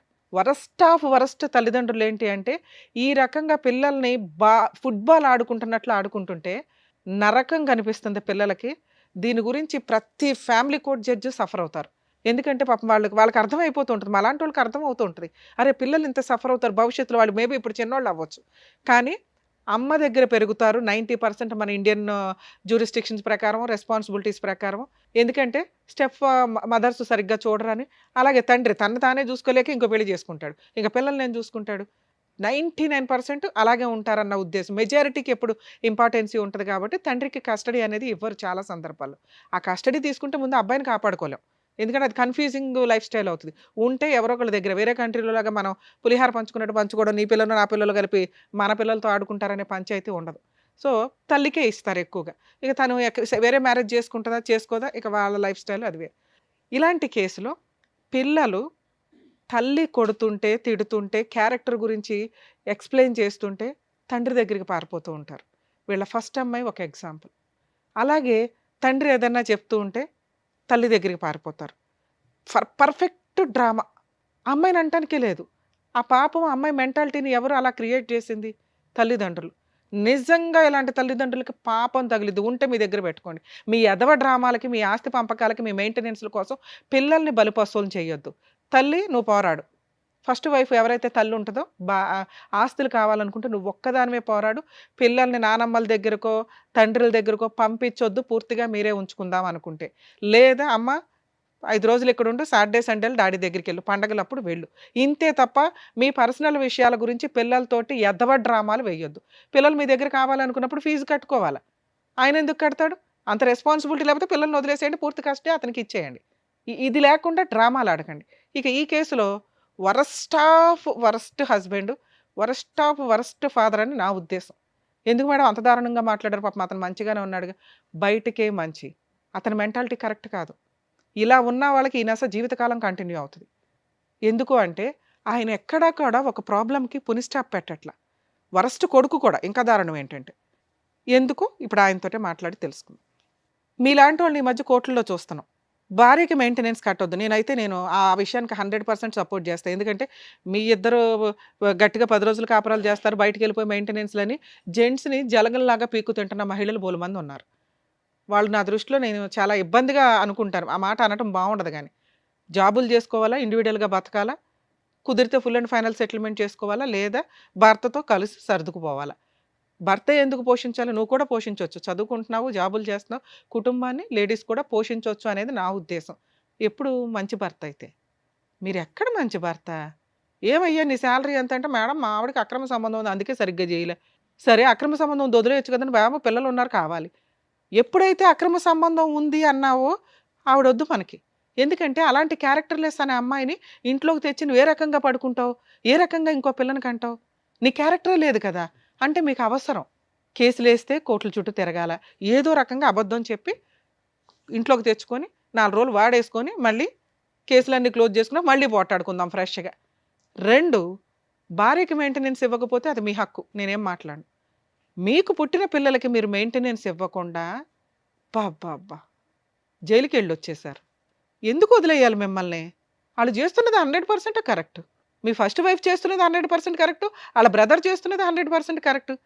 అప్పనంగా ఒక అమ్మాయిని పెళ్లి చేసుకొని ఆవిడ క్యారెక్టర్ అసాసినేషన్ చేసేసి మళ్ళీ దానికి ఒక ఎవిడెన్స్గా కూతుర్ని పెట్టుకొని ఇక ఈరోజు కూతురు పరువు కూడా తీసేశారు. ఇక్కడికి వచ్చి వాళ్ళకి ₹1 ఇవ్వకుండా, మేడం బాగా నస్తుందండి, మమ్మల్ని చంపేస్తున్నారు, మా అమ్మని మీరు మీలాంటి కొడుకు ఉండడం వల్ల మీ అమ్మ తన్నులుతుంది. మనవరాల చేతుల్లోనూ, కోడల చేతుల్లోనూ, వాళ్ళ బ్రదర్ చేతుల్లోనూ పోలీస్ స్టేషన్లకు తిరుగుతున్నారు, నర్రకం పడుతున్నారు. వీటన్నిటికీ రీజన్ ఏంటో తెలుసా? మీ బిహేవియర్. మీరు ఒక ఇంటర్ చదివో బయటకు వచ్చిన పిల్లలు కూడా ఈ రోజున 15,000 అన్న మాట నేను వినట్ల. కనీసం 2025కి వచ్చేసరికి వాళ్ళు ఆటోమేటిక్గా 30లు 40లు సంపాదిస్తున్న సొసైటీలో మనం ఉన్నాం. మీరు స్టిల్ ఇప్పటికీ 15,000 అని చెప్తున్నారు తెలుసా? 18 మేడం. 18 చూసారా? 3,000 మీకు చాలా. ఆఫ్టర్ ఆల్ సార్ ఈరోజు మనం ఒక చోట నుంచి ఇంకో చోటకి వెళ్తే 3,000 ఈజీగా అయిపోతాయి. అలాంటి 18,000 మీరు ఎన్ని రోజుల నుంచి సంపాదిస్తున్నారో నాకు అర్థం కాల. ఈవిడికి చెప్పడానికి ఏదో జాబ్ చేసి ఉంటారు, అదే కంటిన్యూ. కానీ ఇక్కడ మీరు కరెక్ట్గా లేరు కదా, అది క్లియర్ చేసుకోవాలి ఫస్ట్. ఓకే, నన్ను ఎవరో ఒకరికి న్యాయం చేయండి. మిమ్మల్ని నమ్ముకుని ఒక అమ్మాయి వచ్చింది, ఈవిడే మీ లైఫ్. ఇంకా పిల్ల, రెండో పిల్ల, ఫస్ట్ భార్య ఇవి కాదు. ఈవిడికి ఫస్ట్ అమ్మాయికి నేను న్యాయం చేయలే, రమ్య గారు చెప్తున్నారు. పిల్లలకి న్యాయం చేయలే, రమ్య గారు చెప్తున్నారు. కన్న తల్లికి న్యాయం చేయలే, రమ్య గారు చెప్తున్నారు. నన్ను నమ్ముకొని ఇంకో అమ్మాయి వచ్చింది, ఆవిడకన్నా న్యాయం చేద్దాం, ఇక్కడ నుంచి కొత్త లైఫ్ స్టార్ట్ చేద్దాం అని అనుకుంటే ఇంకోసారి ఇట్లాంటి స్టేజ్ మీద కూర్చోకండి. ఏం చేయాలి మరి? ఈ అమ్మాయిని కాపాడాలంటే వాళ్ళకి న్యాయం చేయాలి. ఈ అమ్మాయికి న్యాయం చేయాలంటే ఏం చేయాలి? వాళ్ళకి న్యాయం చేయాలి. మీ అమ్మకి న్యాయం చేయాలంటే ఏం చేయాలి? వాళ్ళకి న్యాయం చేయాలి.